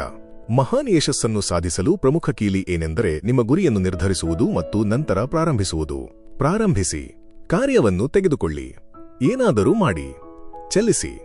ಮೊದಲ ಹೆಜ್ಜೆ ಇಡುವ ಕಾರ್ಯವು ಸೋತವರನ್ನು ಗೆದ್ದವರಿಂದ ಅಥವಾ ಗೆದ್ದವರನ್ನು ಸೋತವರಿಂದ ಪ್ರತ್ಯೇಕಿಸುತ್ತದೆ. ಜೀವನದಲ್ಲಿ ನೀವು ಕಷ್ಟದ ಸಮಯದ ಮೂಲಕ ಹೋಗುತ್ತಿರುವಾಗ ನೀವು ಒಂದು ಪರೀಕ್ಷೆಯ ಮೂಲಕ ಹೋಗುತ್ತಿದ್ದೀರಿ ಎಂದು ನೀವು ಭಾವಿಸುತ್ತೀರಿ. ಅದು ಪರೀಕ್ಷೆಯಲ್ಲ. ಪರೀಕ್ಷೆ ಏನೆಂದರೆ ನೀವು ಆ ಕಷ್ಟದ ರಾತ್ರಿಯನ್ನು ಹೇಗೆ ದಾಟುತ್ತೀರಿ. ಮತ್ತು ಅದು ವಿಫಲಗೊಳ್ಳಲು ವಿನ್ಯಾಸಗೊಳಿಸಿದ ಪರೀಕ್ಷೆಯಾಗಿದ್ದರೆ ನೀವು ಆ ವೈಫಲ್ಯವನ್ನು ಹೇಗೆ ನಿರ್ವಹಿಸುತ್ತೀರಿ. ನಿಮ್ಮ ಕಥೆ ಇದುವರೆಗೆ ಹೇಳಿದ ಶ್ರೇಷ್ಠ ಕಥೆಯಾಗಲಿದೆ. ನೀವು ತೂಕ ಹೆಚ್ಚಿಸಿಕೊಂಡಿದ್ದಕ್ಕಾಗಿ ನನಗೆ ತುಂಬಾ ಸಂತೋಷವಾಗಿದೆ. ನಿಮ್ಮ ಮನಸ್ಥಿತಿ ಎಲ್ಲೆಡೆಯೂ ಇರುವುದಕ್ಕೆ ನನಗೆ ತುಂಬಾ ಸಂತೋಷವಾಗಿದೆ. ನೀವು ಪ್ರೀತಿಸುವ ಜನರಿಗೆ ಉತ್ತಮವಾಗಿ ನಡೆದುಕೊಂಡಿಲ್ಲದಿರುವುದಕ್ಕೆ ನನಗೆ ತುಂಬಾ ಸಂತೋಷವಾಗಿದೆ. ನೀವು ನಿಮ್ಮ ಶಕ್ತಿಯನ್ನು ಉಪಯೋಗಿಸಿ ಕೆಲಸ ಮಾಡುತ್ತಿಲ್ಲದಿರುವುದಕ್ಕೆ ನನಗೆ ಸಂತೋಷವಾಗಿದೆ. ನೀವು ಜನರ ಜೀವನವನ್ನು ಬದಲಾಯಿಸಿಲ್ಲ ಅಥವಾ ಇನ್ನೂ ಸಾಕಷ್ಟು ಪ್ರಭಾವ ಬೀರಿಲ್ಲದಿರುವುದಕ್ಕೆ ನನಗೆ ಸಂತೋಷವಾಗಿದೆ. ನೀವು ಆರಾಮದಾಯಕ ಮತ್ತು ನಿರ್ಲಕ್ಷ್ಯದವರಾಗಿದ್ದಕ್ಕಾಗಿ ನನಗೆ ಸಂತೋಷವಾಗಿದೆ, ಏಕೆಂದರೆ ನೀವು ಬದಲಾದಾಗ ಕಥೆ ತುಂಬಾ ಶ್ರೇಷ್ಠವಾಗಿರುತ್ತದೆ. ವಿಜೇತರು ಇತಿಹಾಸವನ್ನು ಬರೆಯುತ್ತಾರೆ ಎಂಬ ತಿಳುವಳಿಕೆ ಎಂದರೆ ನೀವು ಹೋಗುತ್ತಿರುವ ಸೀಸನ್ ಎಷ್ಟು ಕಷ್ಟಕರವಾಗಿದ್ದರೂ ಕೇವಲ ಗೆಲ್ಲಿ. ನೀವು ಗೆಲ್ಲುವವರೆಗೆ ಮುಂದುವರಿಸಿ. ಮತ್ತು ಒಮ್ಮೆ ನೀವು ಗೆದ್ದರೆ ನೀವು ಬಯಸಿದ ಇತಿಹಾಸವನ್ನು ನೀವು ಪುನಃ ಬರೆಯಬಹುದು. ಮತ್ತು ಆ ಕಠಿಣ ಅವಧಿಗಳನ್ನು ದಾಟಲು ಅದು ನನಗೆ ಸಹಾಯ ಮಾಡಿದೆ, ಏಕೆಂದರೆ ನಾನು ಇನ್ನೊಂದು ಬದಿಗೆ ತಲುಪಬೇಕಾಗಿದೆ ಎಂದು ನನಗೆ ತಿಳಿದಿತ್ತು. ನಿಮಗೆ ನಿಜವಾಗಿಯೂ ಬೇಕಾಗಿದ್ದರೆ ಅಂತಿಮವಾಗಿ ನೀವು ಒಂದು ಮಾರ್ಗವನ್ನು ಕಂಡುಕೊಳ್ಳುತ್ತೀರಿ ಮತ್ತು ಅದು ಇಂದೇ ಆಗದಿರಬಹುದು, ಅಥವಾ ಮುಂದಿನ ವರ್ಷ, ಅಥವಾ 5 ವರ್ಷಗಳು, ಅಥವಾ 10 ವರ್ಷಗಳು ಆಗದಿರಬಹುದು. ಆದರೆ ಈ ವಿಷಯವು ಎಲ್ಲ ಇತರ ವಿಷಯಗಳಿಗಿಂತ ಆದ್ಯತೆ ಮತ್ತು ಪ್ರಾಮುಖ್ಯತೆಯನ್ನು ಪಡೆಯುತ್ತದೆ. ನಿಮಗೆ ಬೇಕಾಗಿರುವಷ್ಟು ನಿಮಗೆ ಬೇಕಾಗಿಲ್ಲದಿದ್ದಾಗ. ಸಹಜ ಅಣ್ಣ. ನೀವು ಹೇಳಿದಂತೆ ಯಾರಿಗೂ ಕಷ್ಟಕರ ಜೀವನ ಬೇಕಾಗಿಲ್ಲ. ನಾವೆಲ್ಲರೂ ನಮ್ಮ ಜೀವನವನ್ನು ನಮ್ಮ ಕುಟುಂಬಗಳಿಗೆ, ನಮ್ಮ ತಾಯಂದಿರಿಗೆ ಸುಲಭಗೊಳಿಸಲು ಬಯಸುತ್ತೇವೆ. ಒಳ್ಳೆಯದು. ಅದು ಅದ್ಭುತವಾಗಿದೆ. ಮತ್ತು ಆ ಯೋಚನೆಯೇ ಅದ್ಭುತ. ಕೆಲವೊಮ್ಮೆ ನಿಮ್ಮ ಬಯಕೆ ಸಾಕಷ್ಟು ಇಂಧನವಾಗಿರುವುದಿಲ್ಲ. ನೀವು ಬಲವಾದ ಬಯಕೆಯನ್ನು ಹೊಂದಿರಬೇಕು. ಮತ್ತು ನೀವು ಬಲವಾದ ಬಯಕೆಯನ್ನು ಹೊಂದಿದ್ದರೆ ಅದು ಎಲ್ಲ ಇತರ ವಿಷಯಗಳಿಗಿಂತ ಹೆಚ್ಚು ಭಾರವಾಗಿರುತ್ತದೆ. ನೀವು ಒಂದು ದಿನ ಸಾಯುತ್ತೀರಿ. ಮತ್ತು ಯಾರ ಅಭಿಪ್ರಾಯಕ್ಕೆ ನೀವು ಹೆದರುತ್ತೀರೋ ಆ ಪ್ರತಿಯೊಬ್ಬ ವ್ಯಕ್ತಿಯೂ ಒಂದು ದಿನ ಸಾಯುತ್ತಾನೆ. ಮತ್ತು 300 ವರ್ಷಗಳಲ್ಲಿ ನೀವು ಮಾಡಲು ಹೊರಟಿದ್ದ ಕೆಲಸವನ್ನು ಮಾಡಿದಿರಾ, ಅಥವಾ ಜನರ ಅಭಿಪ್ರಾಯವು ನಿಮ್ಮನ್ನು ಶರಣಾಗತಿಗೆ ಸೋಲಿಸಿತೆ ಎಂಬುದು ಜನರಿಗೆ ಬಹುಶಃ ಮುಖ್ಯವಾಗುವುದಿಲ್ಲ. ಮತ್ತು ನಾನು ನಿಮಗೆ ಸುದ್ದಿ ಹೇಳುತ್ತೇನೆ, ನೀವು ಅದನ್ನು ಮಾಡಿದರೂ ಅಥವಾ ಮಾಡದಿದ್ದರೂ ಜನರು ಮಾತನಾಡುತ್ತಾರೆ. ಅವರು ಪ್ರಯತ್ನಿಸಿದ್ದಕ್ಕಾಗಿ ನಿಮ್ಮನ್ನು ಅಪಹಾಸ್ಯ ಮಾಡುತ್ತಾರೆ, ಅಥವಾ ಆತನಿಗೆ ತುಂಬಾ ಸಾಮರ್ಥ್ಯವಿತ್ತು ಆದರೆ ಅವನು ಜೀವನದಲ್ಲಿ ಪ್ರಯತ್ನಿಸಲಿಲ್ಲ ಎಂದು ಅವರು ಹೇಳುತ್ತಾರೆ. ನೀವು ಯಾವ ದಿಕ್ಕಿನಲ್ಲಿ ಹೋದರೂ ಅದರೊಂದಿಗೆ ಕೆಲವು ಅಸಂಬದ್ಧ ವಿಷಯಗಳು ಬರುತ್ತವೆ. ನೀವು ಜನರ ಅಭಿಪ್ರಾಯಗಳು ಮತ್ತು ಜನರ ಟೀಕೆಗಳನ್ನು ಸಹಿಸಿಕೊಂಡು ನೀವು ಮಾಡಲು ಬಯಸಿದ ಕೆಲಸವನ್ನು ನಿಜವಾಗಿ ಮಾಡಬಹುದು, ಅಥವಾ ನೀವು ಜನರ ಅಭಿಪ್ರಾಯಗಳು ಮತ್ತು ಜನರ ಟೀಕೆಗಳನ್ನು ಸಹಿಸಿಕೊಂಡು ಪಶ್ಚಾತ್ತಾಪದೊಂದಿಗೆ ಸಾಯಬಹುದು. ನಿಮ್ಮ ಜೀವನದಲ್ಲಿ ನೀವು ಏನು ಮಾಡಲು ಆರಿಸಿಕೊಳ್ಳುತ್ತೀರಿ ಅದು ಬೇರೆ ಯಾರಿಗೂ ಹಾನಿ ಮಾಡದಿದ್ದರೆ ಅದು ಜನರಿಗೆ ಅಷ್ಟು ಮುಖ್ಯವಲ್ಲ. ಹೆಚ್ಚಿನ ಜನರು ತಮ್ಮದೇ ಆದ ವಿಷಯಗಳ ಮೇಲೆ ಕೇಂದ್ರೀಕರಿಸಿದ್ದಾರೆ, ತಮ್ಮದೇ ಆದ ಕೆಲಸ ಮಾಡುತ್ತಿದ್ದಾರೆ, ತಮ್ಮದೇ ಆದ ಜೀವನದ ಬಗ್ಗೆ ಚಿಂತಿಸುತ್ತಿದ್ದಾರೆ. ಆದ್ದರಿಂದ ಯಾವುದೇ ಖಾತರಿಗಳಿಲ್ಲ. ನೀವು ಕಷ್ಟಪಟ್ಟು ಕೆಲಸ ಮಾಡಿದರೂ ಅದು ಫಲ ನೀಡುತ್ತದೆ ಎಂಬ ಖಾತರಿ ಇಲ್ಲ. ಕಷ್ಟಪಟ್ಟು ಕೆಲಸ ಮಾಡುವುದು ಫಲ ನೀಡುತ್ತದೆ ಎಂದು ನಾನು ನಂಬುತ್ತೇನೆ, ಆದರೆ ಯಾವಾಗ ಎಂದು ಯಾರೂ ನಿಮಗೆ ಹೇಳುವುದಿಲ್ಲ. ಮತ್ತು ಅದು ಪರೀಕ್ಷೆ. ಯಾವಾಗ ಅಂತ್ಯ ಬರುತ್ತಿದೆ ಎಂದು ನಿಮಗೆ ತಿಳಿಯದಿದ್ದಾಗ ನೀವು ನಿಮ್ಮ ತಾಳ್ಮೆಯನ್ನು ಕಾಪಾಡಿಕೊಳ್ಳಬಹುದೇ? ಅದು ಯಾವಾಗ ಫಲ ನೀಡುತ್ತದೆ ಎಂದು ನಿಮಗೆ ತಿಳಿದಿಲ್ಲ. ನಿಮ್ಮಲ್ಲಿ ಯಾರು ನಂಬಿಕೆ ಇಟ್ಟರೂ ಇಲ್ಲದಿದ್ದರೂ ನೀವು ನಿಮ್ಮನ್ನು ನಂಬುತ್ತೀರಿ. ಮಾಲೀಕತ್ವವನ್ನು ತೆಗೆದುಕೊಳ್ಳಿ. ನೆಪ ಹೇಳಬೇಡಿ. ಬೇರೆ ಯಾವುದೇ ವ್ಯಕ್ತಿ ಅಥವಾ ಬೇರೆ ಯಾವುದೇ ವಿಷಯವನ್ನು ದೂಷಿಸಬೇಡಿ. ನಿಮ್ಮ ಅಹಂ ಅನ್ನು ನಿಯಂತ್ರಣಕ್ಕೆ ತೆಗೆದುಕೊಳ್ಳಿ. ನಿಮ್ಮ ಜಗತ್ತಿನಲ್ಲಿರುವ ಎಲ್ಲದರ ಮಾಲೀಕತ್ವವನ್ನು ತೆಗೆದುಕೊಳ್ಳಿ, ಒಳ್ಳೆಯದು ಮತ್ತು ಕೆಟ್ಟದು. ನಿಮ್ಮ ತಪ್ಪುಗಳ ಮಾಲೀಕತ್ವವನ್ನು ತೆಗೆದುಕೊಳ್ಳಿ. ನಿಮ್ಮ ಲೋಪಗಳ ಮಾಲೀಕತ್ವವನ್ನು ತೆಗೆದುಕೊಳ್ಳಿ. ನಿಮ್ಮ ಸಮಸ್ಯೆಗಳ ಮಾಲೀಕತ್ವವನ್ನು ತೆಗೆದುಕೊಳ್ಳಿ. ಮತ್ತು ನಂತರ ಆ ಸಮಸ್ಯೆಗಳನ್ನು ಪರಿಹರಿಸುವ ಪರಿಹಾರಗಳ ಮಾಲೀಕತ್ವವನ್ನು ತೆಗೆದುಕೊಳ್ಳಿ. ಅದು ಅಸಾಧ್ಯವೆಂದು ತೋರುತ್ತಿದ್ದರೆ ಅದು ಇನ್ನೂ ಉತ್ತಮ.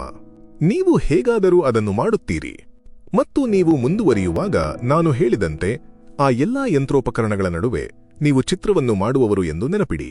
ನೀವು ಮತ್ತು ಆ ಸ್ಪಾರ್ಕ್. ಕೊನೆಯಲ್ಲಿ ಅವು ಒಂದೇ. ಅದನ್ನು ಕಾಪಾಡಿಕೊಳ್ಳಿ, ಏಕೆಂದರೆ ಅದು ಅಮೂಲ್ಯ. ಈಗ ಕೆಲಸ ಮಾಡಲು ಸಮಯ. ನಿಮ್ಮ ಜೀವನದ ಈ ಅಧ್ಯಾಯವು ನೀವು ಒಬ್ಬಂಟಿಯಾಗಿ ಮಾಡಲು ಉದ್ದೇಶಿಸಿರಬಹುದು.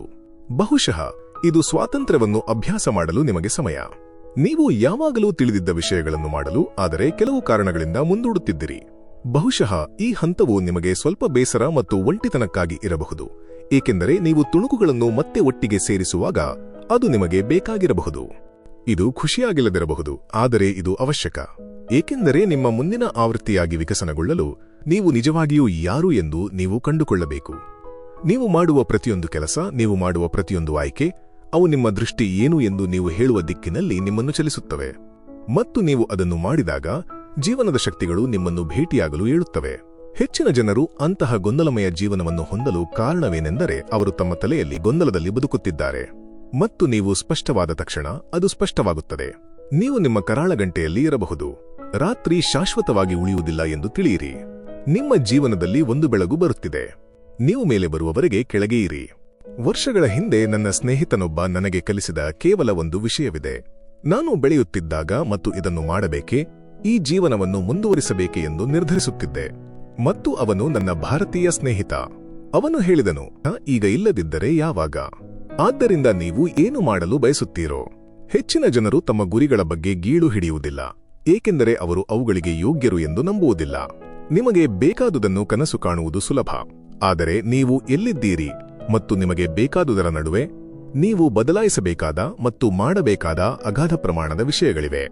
ಆದರೆ ನೀವು ಕೆಲಸ ಮಾಡುವ ಜವಾಬ್ದಾರಿಯನ್ನು ಹೊಂದಿದ್ದೀರಿ. ಬದಲಾಯಿಸಲು ಇದರಿಂದ ನೀವು ಜನಿಸಲು ಬಂದ ಸಂತೋಷದ, ತೃಪ್ತಿಯ ವ್ಯಕ್ತಿಯಾಗಿರಬಹುದು. ನಾನು ಕುಸಿದು ಬಿಟ್ಟುಕೊಟ್ಟರೆ ನನಗೆ ಆ ಸಾಧನೆಯ ನೆನಪಾಗುತ್ತದೆ. ಆದ್ದರಿಂದ ನಿಮ್ಮಲ್ಲಿ ಏನಾದರೂ ಉಳಿದಿದೆಯೇ ಎಂದು ನೀವು ಪ್ರಶ್ನಿಸುವ ಆ ಸಮಯಗಳಲ್ಲಿ, ಇಲ್ಲ, ಅಲ್ಲಿಂದ ಒಂದು ದಿನ, ಅಲ್ಲಿಂದ ಒಂದು ವಾರ, ಅಲ್ಲಿಂದ ಒಂದು ತಿಂಗಳು, ಅಲ್ಲಿಂದ ಒಂದು ತಿಂಗಳು, ಅಲ್ಲಿಂದ ಒಂದು ವರ್ಷ, ಆ ಅಸ್ವಸ್ಥತೆಯನ್ನು, ಆ ನೋವನ್ನು ನೀವು ಎಂದಿಗೂ ನೆನಪಿಸಿಕೊಳ್ಳುವುದಿಲ್ಲ.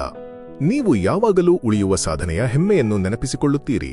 ಅದಕ್ಕಾಗಿಯೇ ನೋವು ತಾತ್ಕಾಲಿಕ, ಹೆಮ್ಮೆ ಶಾಶ್ವತ. ಸ್ನೇಹಿತರೆ, ನೀವು ನಿಮ್ಮ ಎಲ್ಲವನ್ನು ನೀಡಿದರೆ ನೀವು 10 ಪಟ್ಟು ಹೆಚ್ಚು ಎಲ್ಲವನ್ನೂ ಪಡೆಯುತ್ತೀರಿ.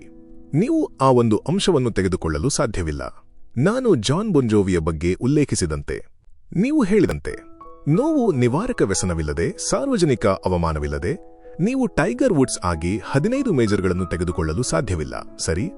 ನೀವು ಮೈಕೆಲ್ ಫಿಲ್ಪ್ಸ್ ಹೊಂದಿರುವ 28 ಒಲಿಂಪಿಕ್ ಚಿನ್ನದ ಪದಕಗಳನ್ನು ಖಿನ್ನತೆ ಮತ್ತು ಆತ್ಮಹತ್ಯಾ ಪ್ರಯತ್ನಗಳಿಲ್ಲದೆ ತೆಗೆದುಕೊಳ್ಳಲು ಸಾಧ್ಯವಿಲ್ಲ.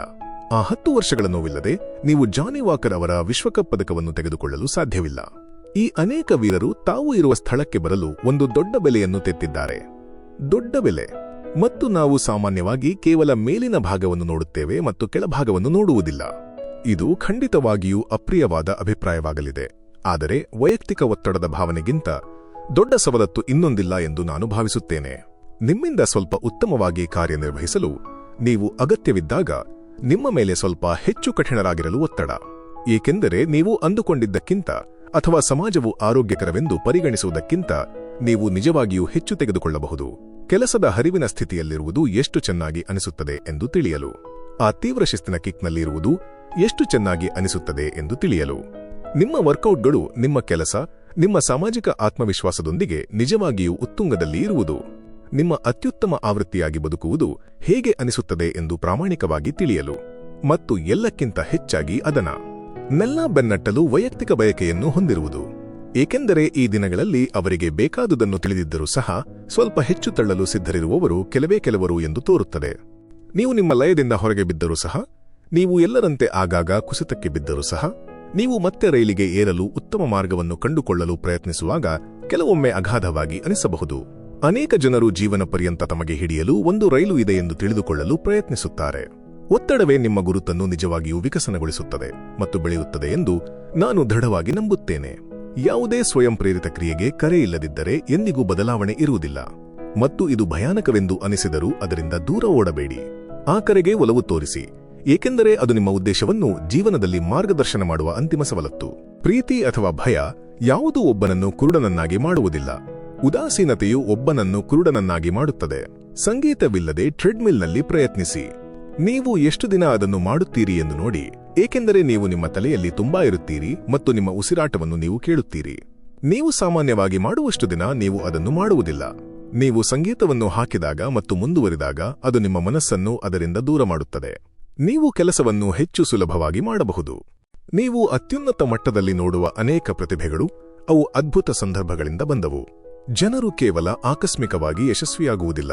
ನನ್ನ ಪ್ರಕಾರ ಬಹುಶಃ ಕ್ಯಾಲಿಫೋರ್ನಿಯಾದಲ್ಲಿ ಚಿನ್ನವನ್ನು ಕಂಡುಕೊಂಡು ಚಿನ್ನದ ಓಟವನ್ನು ಪ್ರಾರಂಭಿಸಿದ ವ್ಯಕ್ತಿ ಇರಬಹುದು, ಆದರೆ ಅದರ ಮೇಲೆ ಲೆಕ್ಕ ಹಾಕಬೇಡಿ. ಅದು ಒಂದು ಜೀವನದಲ್ಲಿ ಒಮ್ಮೆ ಸಂಭವಿಸುವ ಪರಿಸ್ಥಿತಿ.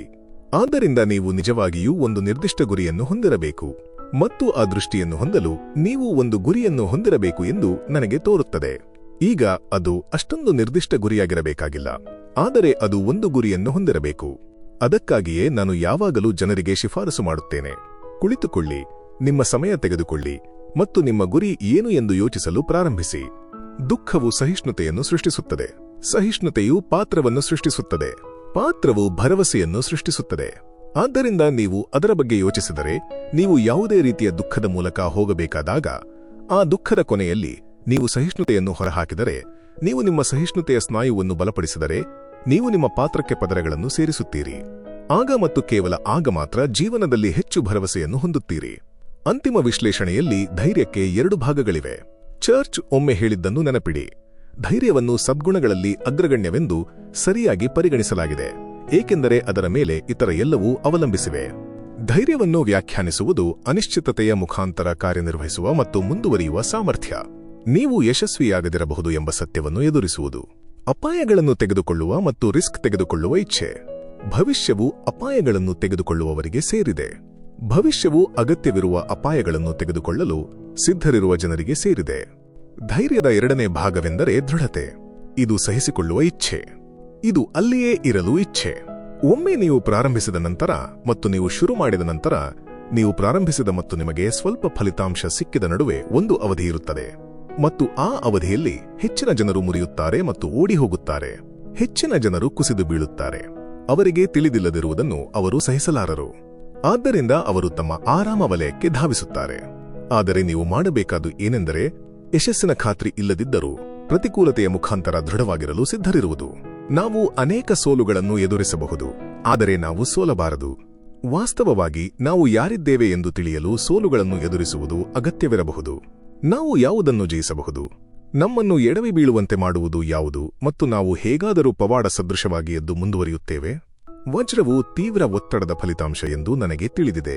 ಕಡಿಮೆ ಸಮಯ ಮತ್ತು ಕಡಿಮೆ ಒತ್ತಡವಿದ್ದರೆ ಅದು ಕೇವಲ ಸ್ಫಟಿಕ ಅಥವಾ ಕಲ್ಲಿದ್ದಲು ಅಥವಾ ಪಳೆಯುಳಿಕೆಗೊಂಡ ಎಲೆಗಳು ಅಥವಾ ಕೇವಲ ಕೊಳೆ. ಆದರೆ ಸಮಯ ಮತ್ತು ಒತ್ತಡವು ವಜ್ರವನ್ನು ಸೃಷ್ಟಿಸುತ್ತದೆ. ಪರಿಪೂರ್ಣ ಬೆಳಿಗ್ಗೆಯ ದಿನಚರಿಗಾಗಿ, ಪರಿಪೂರ್ಣ ಕ್ಯಾಲೆಂಡರ್ ಅಪ್ಲಿಕೇಶನ್ಗಾಗಿ, ಪರಿಪೂರ್ಣ ಟೂ ಡು ಲಿಸ್ಟ್ಗಾಗಿ, ಪರಿಪೂರ್ಣ ನೋಟ್ಬುಕ್ಗಾಗಿ, ಪರಿಪೂರ್ಣ ಲೋಗೋಕ್ಕಾಗಿ, ಪರಿಪೂರ್ಣ ಹೆಸರಿಗಾಗಿ ಹುಡುಕುವುದನ್ನು ನಿಲ್ಲಿಸಿ. ಕೇವಲ ಪ್ರಾರಂಭಿಸಿ. ಜನರು ತಮ್ಮ ಗುರಿಗಳಿಗೆ ಹತ್ತಿರವಾಗುತ್ತಿದ್ದಾರೆ ಎಂದು ತಮ್ಮನ್ನು ತಾವು ಮೋಸಗೊಳಿಸುತ್ತಾರೆ, ಏಕೆಂದರೆ ಅವರು ಪರಿಪೂರ್ಣ ಯೋಜನೆಯನ್ನು ಸಿದ್ಧಪಡಿಸುತ್ತಿದ್ದಾರೆ. ಅವರು ಪರಿಪೂರ್ಣ ಅಪ್ಲಿಕೇಶನ್ಗಳನ್ನು ಜಾರಿಗೆ ತರುತ್ತಿದ್ದಾರೆ. ಅವರು ಈ ಎಲ್ಲ ವಿಷಯಗಳನ್ನು ಮಾಡುತ್ತಿದ್ದಾರೆ, ಆದರೆ ಅವರು ಮಾಡುತ್ತಿಲ್ಲ. ನೀವು ಕೇವಲ ಪ್ರಾರಂಭಿಸಬೇಕು. ನೀವು ಕೇವಲ ಒಂದು ಸಂಚಿಕೆಯನ್ನು ಪೋಸ್ಟ್ ಮಾಡಬೇಕು. ನೀವು ಕೇವಲ ಇಮೇಲ್ ಕಳುಹಿಸಬೇಕು. ನೀವು ಕೇವಲ ವಿಡಿಯೋವನ್ನು ಪೋಸ್ಟ್ ಮಾಡಬೇಕು.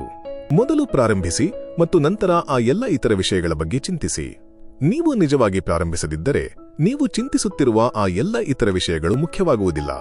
ಆದರೆ ನಾನು ಅರಿತುಕೊಳ್ಳಲು ಪ್ರಾರಂಭಿಸುತ್ತಿದ್ದೇನೆ. ನೀವು ನಿಮ್ಮದೇ ಆದ ಲಯಕ್ಕೆ ನೃತ್ಯ ಮಾಡಿದಾಗ, ನಿಮ್ಮದೇ ಆದ ನಿಯಮಗಳ ಮೂಲಕ ಆಡಿದಾಗ ಮತ್ತು ನಿಮ್ಮ ದೃಷ್ಟಿಯ ಮೂಲಕ ಬದುಕುತ್ತಿರುವಾಗ, ಅದು ನೀವು ಅದನ್ನು ಸರಿಯಾಗಿ ಮಾಡುತ್ತಿದ್ದೀರಿ ಎಂಬುದಕ್ಕೆ ಪರಿಪೂರ್ಣ ಸೂಚನೆ. ಏಕೆಂದರೆ ಅವರು ಅಕ್ಷರಶಃ ನೀವು ನೋಡುವುದನ್ನು ನೋಡುವುದಿಲ್ಲ. ಅವರು ಅದನ್ನು ನೋಡುವುದಿಲ್ಲ.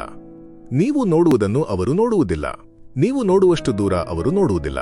ಮತ್ತು ನೀವು ನೋಡುವುದನ್ನು ನೀವು ಏಕೆ ನೋಡುತ್ತೀರಿ ಎಂದು ಅವರಿಗೆ ಅರ್ಥವಾಗುವುದಿಲ್ಲ. ಅದು ಆಂತರಿಕವಾಗಿ ಎಲ್ಲಿಂದ ಬರುತ್ತಿದೆ ಎಂದು ಸಹ ಅವರಿಗೆ ಅರ್ಥವಾಗುವುದಿಲ್ಲ. ಅವರಿಗಿಲ್ಲ. ಆಗ ಅದು ನನಗೆ ಅರ್ಥವಾಗಲಿಲ್ಲ. ನನಗೆ ಹೆಚ್ಚು ಬಯಕೆ ಇದೆ ಎಂದು ನನಗೆ ತಿಳಿದಿತ್ತು. ನಾನು ನಿರ್ಲಕ್ಷಿಸಲಾಗದ ಒಂದು ದೃಷ್ಟಿ ಇದೆ ಎಂದು ನನಗೆ ತಿಳಿದಿತ್ತು. ಮತ್ತು ನಾನು ನಿಮಗೆ ಹೇಳುತ್ತೇನೆ, ಇಂದಿನ ಜಗತ್ತಿನಲ್ಲಿ ಇದು ಅತ್ಯಂತ ಅಪಾಯಕಾರಿ. ನೀವು ಬಾಹ್ಯವಾಗಿ ಆಧಾರಿತರಾಗಿರಬಹುದು ಅಥವಾ ಆಂತರಿಕವಾಗಿ ಆಧಾರಿತರಾಗಿರಬಹುದು. ಒಂದು ಶಕ್ತಿಶಾಲಿ, ಇನ್ನೊಂದು ನಂಬಲಾಗದಷ್ಟು ದುರ್ಬಲ, ಮತ್ತು ಅದು ನಿಮ್ಮನ್ನು ನಾಶ ಮಾಡುತ್ತದೆ. ಅದು ನಿಮ್ಮನ್ನು ತುಂಡು ತುಂಡಾಗಿ ಮುರಿಯುತ್ತದೆ. ನೀವು ಯಾವಾಗಲೂ ಜನರು ನಿಮ್ಮ ಬಗ್ಗೆ ಏನು ಯೋಚಿಸುತ್ತಾರೆ ಎಂಬುದರ ಮೇಲೆ ಕೇಂದ್ರೀಕರಿಸಿದರೆ, ಅವರ ನಿರೀಕ್ಷೆಗಳು ನಿಮ್ಮ ಬಗ್ಗೆ ಏನು ಹೇಳುತ್ತವೆ? ನಿಮ್ಮ ತಾಯಿ ಮತ್ತು ತಂದೆ ನಿಮ್ಮಿಂದ ಏನು ನಿರೀಕ್ಷಿಸುತ್ತಾರೆ? ನಿಮ್ಮ ಸ್ನೇಹಿತರು ನೀವು ಏನು ಮಾಡಲು ಸಾಧ್ಯವಾಗುತ್ತದೆ ಎಂದು ಯೋಚಿಸುತ್ತಾರೆ ಇತ್ಯಾದಿ. ನೀವು ಯಾವಾಗಲೂ ಅವರ ಅಭಿಪ್ರಾಯಗಳ ಮೇಲೆ ಕೇಂದ್ರೀಕರಿಸಿದರೆ, ನಿಮ್ಮ ಸ್ವಂತ ಆತ್ಮವಿಶ್ವಾಸವನ್ನು ಅಭಿವೃದ್ಧಿಪಡಿಸಲು ನಿಮಗೆ ಜಾಗವಿಲ್ಲ. ನೀವು ಇತರ ಜನರ ಅಭಿಪ್ರಾಯಗಳ ನಡುವೆ ನಿರಂತರವಾಗಿ ಹಿಂದೆ ಮತ್ತು ಮುಂದಕ್ಕೆ ತೂಗಾಡುತ್ತೀರಿ. ನೀವು ಇತರ ಜನರ ಮಾತುಗಳನ್ನು ಕೇಳಿದರೆ ಅದು ನಿಮ್ಮನ್ನು ಸೋಲಿಸುತ್ತದೆ, ಮತ್ತು ನೀವು ಜೀವನದಲ್ಲಿ ತಲುಪಲು ಬಯಸುವ ಗುರಿಗಳನ್ನು ನೀವು ಎಂದಿಗೂ ತಲುಪಲು ಸಾಧ್ಯವಾಗುವುದಿಲ್ಲ. ಆದ್ದರಿಂದ ಉತ್ತರವೆಂದರೆ ಆಂತರಿಕವಾಗಿ ಆಧಾರಿತರಾಗುವುದು.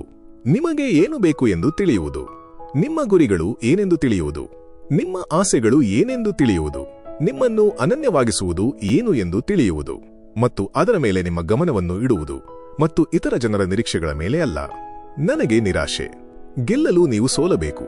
ಯಶಸ್ವಿಯಾಗಲು ನೀವು ಯಶಸ್ವಿಯಾಗದ ಏನನ್ನಾದರೂ ಹೊಂದಿರಬೇಕು. ಸಂತೋಷವಾಗಿರಲು ನಿಮಗೆ ಬೆಂಬಲ ಬೇಕು. ಆದ್ದರಿಂದ ಆ ಎಲ್ಲ ವಿಷಯಗಳು ನಾನು ಆಗಲು ವಿಕಸನಗೊಂಡಿವೆ ಮತ್ತು ಸಂಭವಿಸಿವೆ ಎಂದು ನಾನು ಭಾವಿಸುತ್ತೇನೆ. ಮತ್ತು ನಾನು ಆಗಿರುವುದರಿಂದ ನನಗೆ ಇರುವ ಪ್ರಯೋಜನಗಳು ಮತ್ತು ಸವಲತ್ತುಗಳನ್ನು ಅರ್ಥಮಾಡಿಕೊಳ್ಳಿ. ನಿಮ್ಮ ವ್ಯಸನಗಳು, ನಿಮ್ಮ ವಿಚಲಿತತೆಗಳು ಮತ್ತು ನಿಮ್ಮ ಪಲಾಯನವಾದದಿಂದ ನಿಮ್ಮೊಳಗೆ ಇರುವ ನೋವು ಮತ್ತು ಶೂನ್ಯದಿಂದ ನೀವು ತಪ್ಪಿಸಿಕೊಳ್ಳಲು ಸಾಧ್ಯವಿಲ್ಲ ಎಂಬುದನ್ನು ನೀವು ಅರ್ಥಮಾಡಿಕೊಳ್ಳಬೇಕು. ಹೊರಬರುವ ಏಕೈಕ ಮಾರ್ಗವೆಂದರೆ ಅದರ ಮೂಲಕ ಹೋಗುವುದು. ನೀವು ಆ ಕಂದಕದಲ್ಲಿ ಉಳಿಯಬೇಕಾಗಿಲ್ಲ. ಮತ್ತು ನಿಮ್ಮ ಉದ್ದೇಶ ಮತ್ತು ದೈನಂದಿನ ಅಭ್ಯಾಸಗಳ ಸರಳ ಮರುಜೋಡಣೆಯಿಂದ ನೀವು ಮಾದಕ ವಸ್ತು ಮತ್ತು ಕೆಟ್ಟ ಅಭ್ಯಾಸಗಳಿಂದ ಮುಕ್ತರಾಗಬಹುದು.